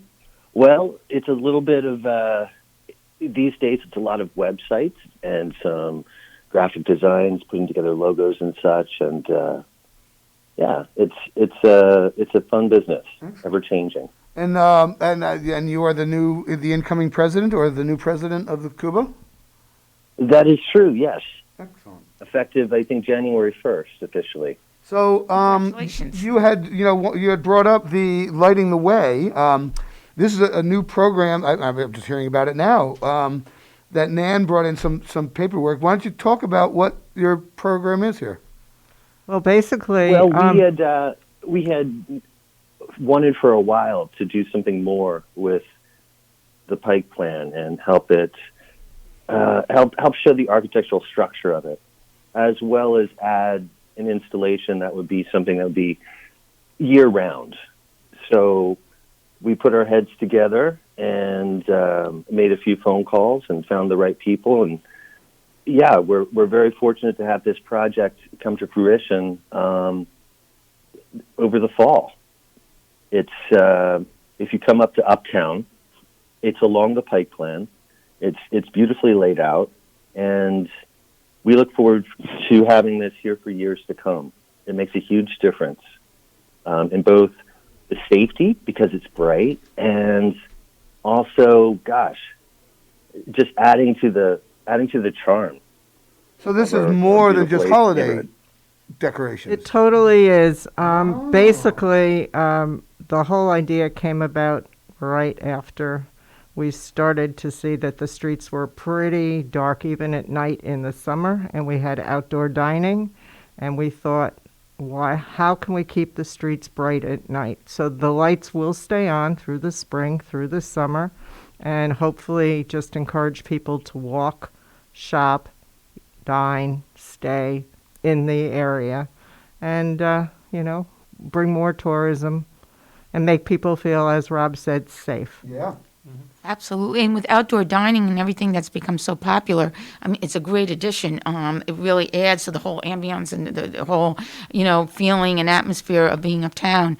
So that's great. It's really warmed it up. I mean, if you go Yes. out and look at the lights, it just it kind of looks warm and welcoming, and really has brightened it up tremendously. So, as you said, there's a safety factor to it, but I think it's also just very inviting to maybe go out and dine, and then maybe take a walk down the street, even if people watching. I mean, honestly, half the fun of eating out is sitting there, watching the world go by while you're enjoying a meal in your company. So, now how is the bank involved? And you add to that the existing decorations that we installed, and the 81 wreaths that were made and hung up, and the Christmas tree that's right at the end of the street there at Wall and North Front. It's and not to mention what everyone's done with their shop windows. It's really quite beautiful. Yeah, and it's the icing on the cake. Really. Just to piggyback on that, so when it all started, we obviously needed sponsors, and we approached Ulster Savings because they had just stepped to the plate with when we opened up. We had another promotion that was called Uptown's Open. Uptown's Open, and Ulster Savings was our sole sponsor for that. And they vested in banners and promotions and media ads just to let everybody know pandemic is still here, but we are back.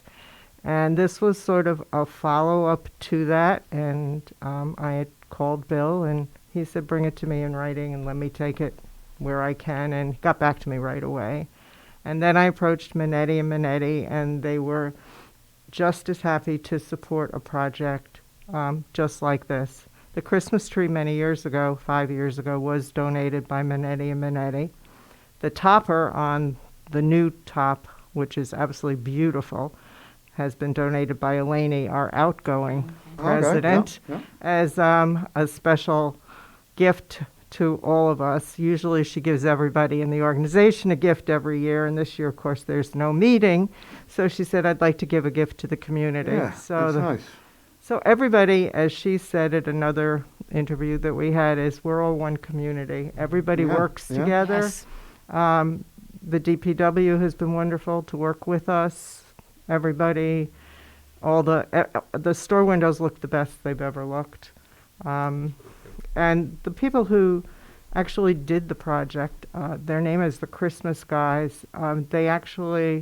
Rob had found them. Their reputation is based on what they did in Rhinebeck. The beautiful lights, everybody, we kept hearing about our sister city over there, that you go over there and everything's always lit up.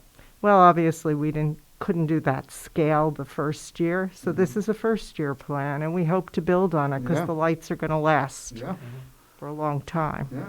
Well, I think, and the all these things were sponsored, right, by business, like the wreaths, and there's a menorah up there too. They were all. Yep. Yeah.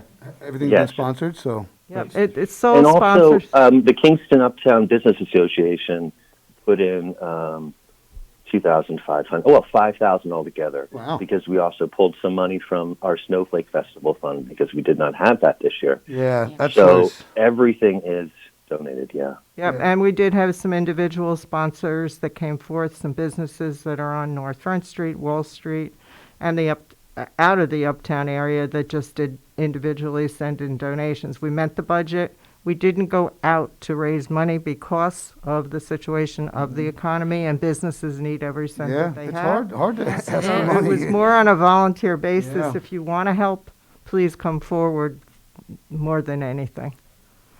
Yep. Yes, visit us at KUBA.network because we would love to get more and more people participating. There's plenty of things that we can have. There's plenty of things you can help with. Now, and be a part.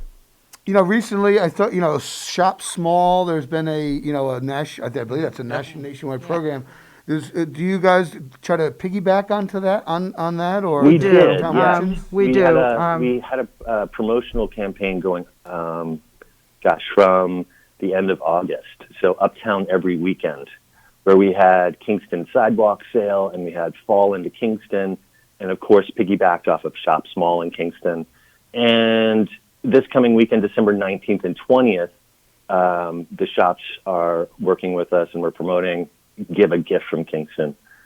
So shop local is really the gist of that. Perfect timing, because I have to do all my Christmas shopping this weekend. There you go. So. You can walk up the beautiful Yeah, lights, walk right uptown. and do it. So, Yeah. I mean, I've lived, but Rob, are you a native Kingstonian? I'm not. I've been here for almost 5 years, Okay. though, and I feel like I am already. I live on Fair Street. I lived on Fair Street for 27 years. I'm born and bred here in Kingston, and happening uptown. I mean, I remember it as a kid when London's and J.C. Penney and it's as vibrant now as I remember it being as a kid. But that 20-year interim has been a long slog, and it's so nice to see the growth and people don't understand that Kingston is getting back to where it was when we were in high school. When IBM absolutely was here, and every third house wasn't for sale, and you used to be able to shoot a cannon down North Front Street and not hit anybody. Now it's back to where it was, and a lot of people don't understand that. And great new businesses open up uptown, and some of the ones that have been there are expanding. It really is. It's booming a little bit. And we're happy to see it. Absolutely. And the future. I don't want to get into discussion. I'm all for the Kingstonian, but full speed ahead. Start tomorrow if you can. Hopefully that growth and development will continue, but part of the success, I think, of Uptown is KUBA. You guys have been around a long time, and it's really interesting to see too that what we didn't have when we had the Londons and everybody else is, of course, we have all internet and sales. So all of our retailers that are, still staying open late every night of the week and are open on Sundays from now till Christmas, and I have to emphasize, they'll also do curbside delivery.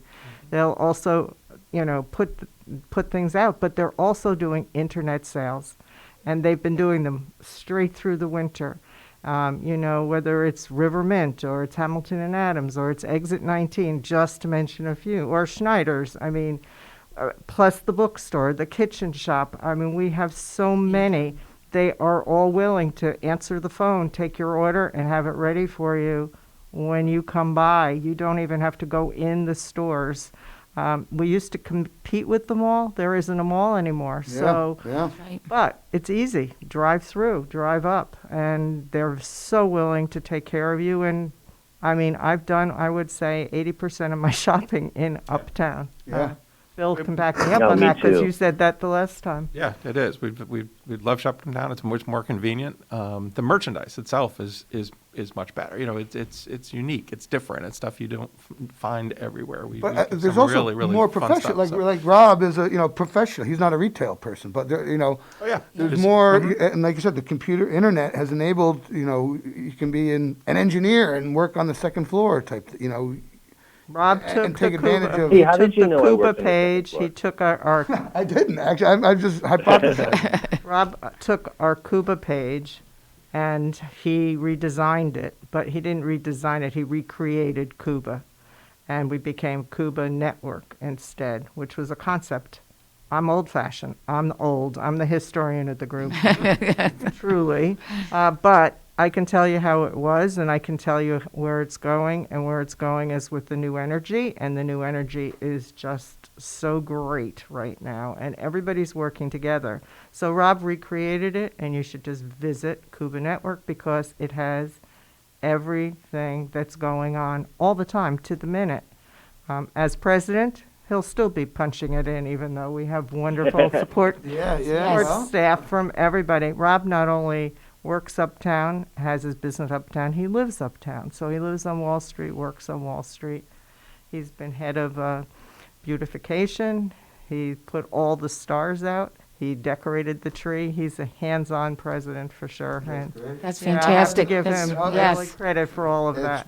That's what it takes. Kudos. But keep it up. Yes. That's Yeah. what we need. Now, well, you ever think of thanks, but, joining the we Elks do this Lodge? I'll with bring an community application. support. Then you're Getting the really a community Kingston. You get in the Elks Lodge, then you're really a project, Kingston. working as a team, and getting sponsors like Bill and Ulster Savings Bank is crucial to, keeping us growing. Yeah, absolutely. Support, yeah, it means so much. It really does. And like you said, Nan, it's hard to reach out now to the businesses, and everybody's struggling. And for the Ulster Savings Bank to step up, not only with this initiative, but so many of the initiatives for Uptown Kingston, it really does make a huge Now, difference. I believe parking's free again uptown, right? Yes. It's free? Yep. Through New Year's, I would Right. think. Now, I imagine there's probably... I was extremely disappointed last New Year's when nothing happened uptown because I'd gone to like the previous 4.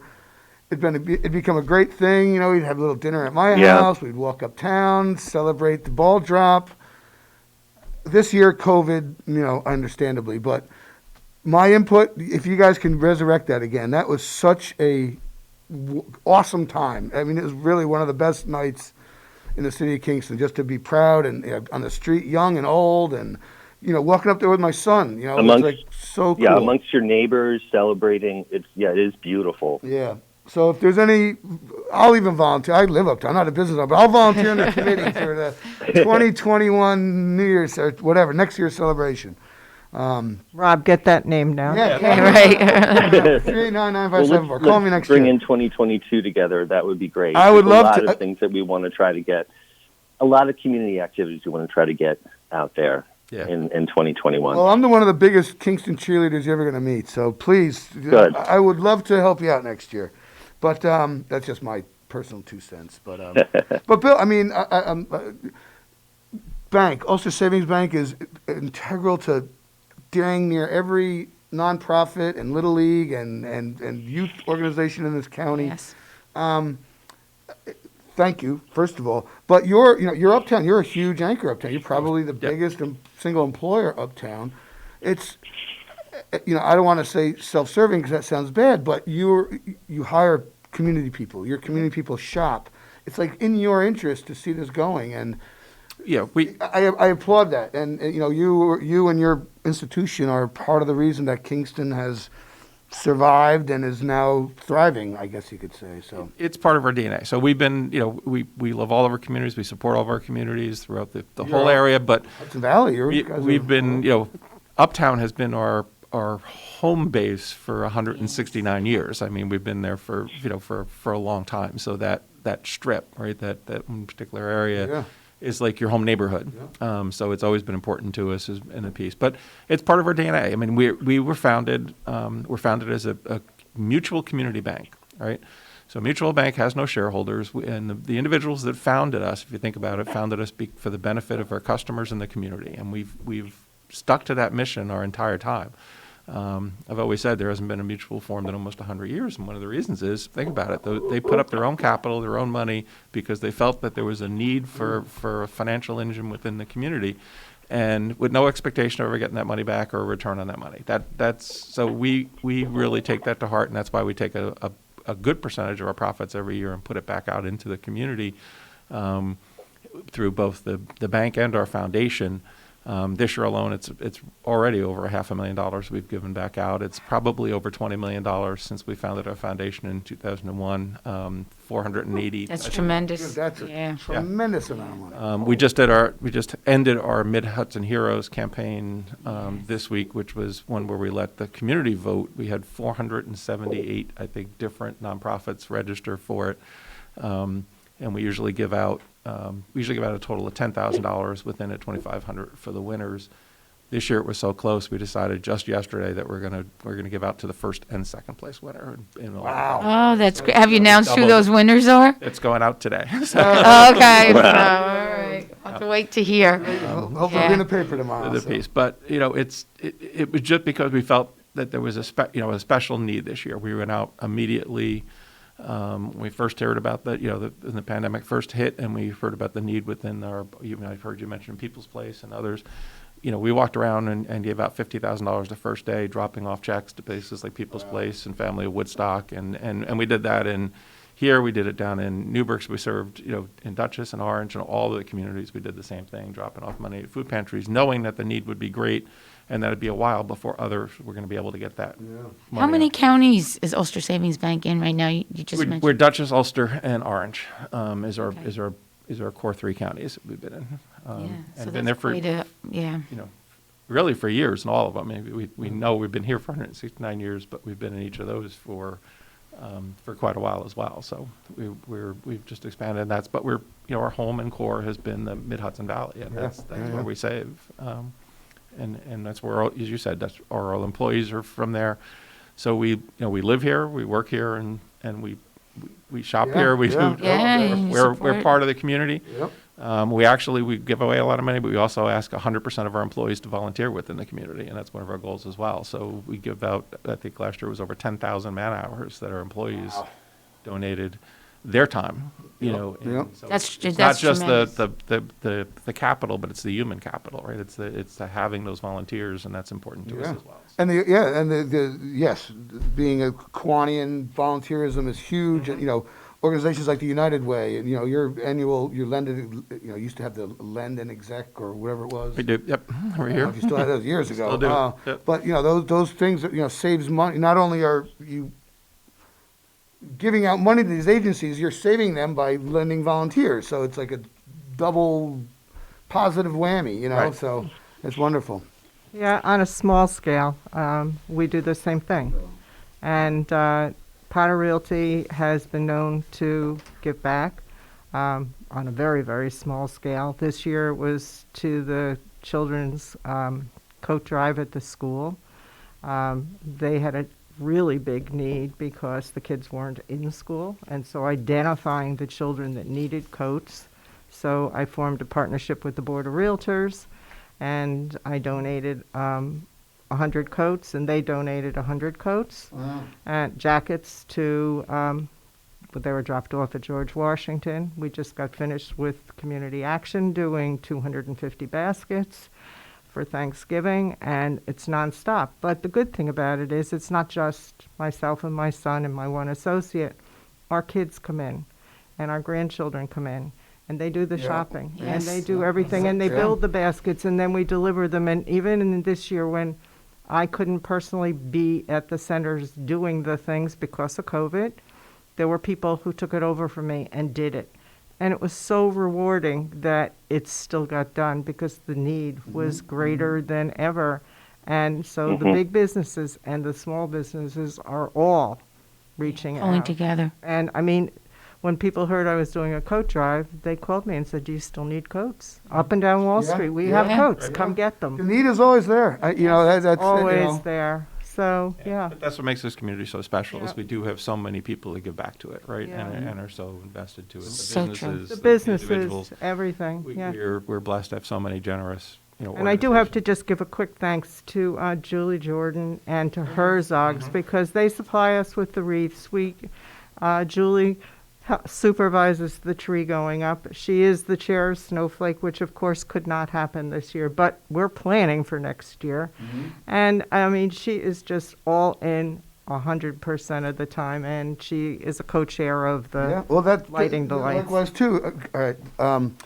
The Herzogs, the Jordan family. That's amazing. I've known. I went to summer camp with Brad and Todd. And if there's a number 2 most generous people in the county, it's got to be there, right up there with Ulster Savings. Totally. Both personally and financially. Exactly. Yeah. It's all part of it. It's all part of it. Yeah, all part of it. Yep. And it's great. So we just it's love a what we're pretty doing. great place to live and visit. Yeah, too. yeah, and it's we have to keep it that way, Yeah. But so uptown, like you said, you guys, there's free parking. Yes. Is there I'm sure KUBA has a webpage, but you said, is there a clearinghouse website to shop, or is all the stores individual websites, or do you know? Individual websites, yeah. I mean, it's the best place to find if a store is open when you happen to be shopping. If it's off hours, just check them on Google. But come up here if there's a lot of businesses that are open. We're even opening on Sundays too, which we've been hoping to do for a while. But a number of businesses jumped on that. Bapta Tatum and the Kensley is now serving brunch. So yeah, I would just stop on up. Yeah, come on up. I'll add to that one. Lola's opened Lola's Pop-Up, which is open except Sunday and Monday, breakfast, lunch, and dinner. And it's great. It's in the old Bergevin for the old timers. And it's got a wonderful menu from oatmeal to egg sandwiches in the morning, and then switches over to a lunch menu, which is served all day, and then pizza. And it's great, and it's right there, and everybody's been waiting for what's happening in the Bergevin building for years, so it's hey, there. and a big reminder, if you don't want to eat in, or perhaps you can't dine in at your favorite restaurant right now, get a gift certificate. Give a gift certificate in the future. I know we've done this a lot over the year, but it's a great gift. It's a great gift. I'd like one. Okay. I'll keep that in mind. Keep it in mind. Yeah. But the Duo is going to be reopening. Right? It is reopening. It is reopening. It's reopened. Oh, okay. I did. Yep. Okay. They are serving lunch and dinner on certain days. Definitely open, though. Do you know if there's been any movement in the old Two Ravens building? The bar on... Not that I see yet, Not no. yet? But we do have a few new restaurants that have opened on Wall Street just in the past few months. There's the sushi place, which is First Capital, and... It's a bowl. Man, what's the name of the place on the corner of Wall and John? Buns? Is it? Oh, Buns, burgers. Well, Yeah. Buns, yes, that's opened recently too. Delish. Reopened. Yeah. Yeah. But it's gross. That was So on anyhow, so unfortunately, I'm getting a signal. We have to go. We've chewed up a whole half hour. That's So, man, thank you so much, Bill. Rob, Gaston, thank you so much. Listeners, Thank you, thank guys. you. And Dan, we'll see you next Tuesday. Thank you, Cameron Rylance, and we had Rob Gaston and Nan Potter and Bill Calderara in with us today to speak about Uptown Kingston and Kingston Uptown Business Association. Thank you for being with us, and thank you for listening,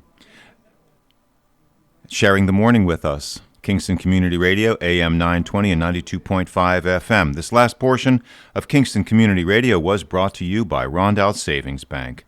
always working for you and the community with branches in Kingston, West Hurley, and Hyde Park. Also online at rondoutbank.com. Equal housing lender, member FDIC. And until tomorrow, as every weekday from 7 to 9 a.m., we wish you every success in growing and developing Kingston and all our neighboring communities. We'll see you tomorrow at 7 a.m. We now return you to Real Country Radio.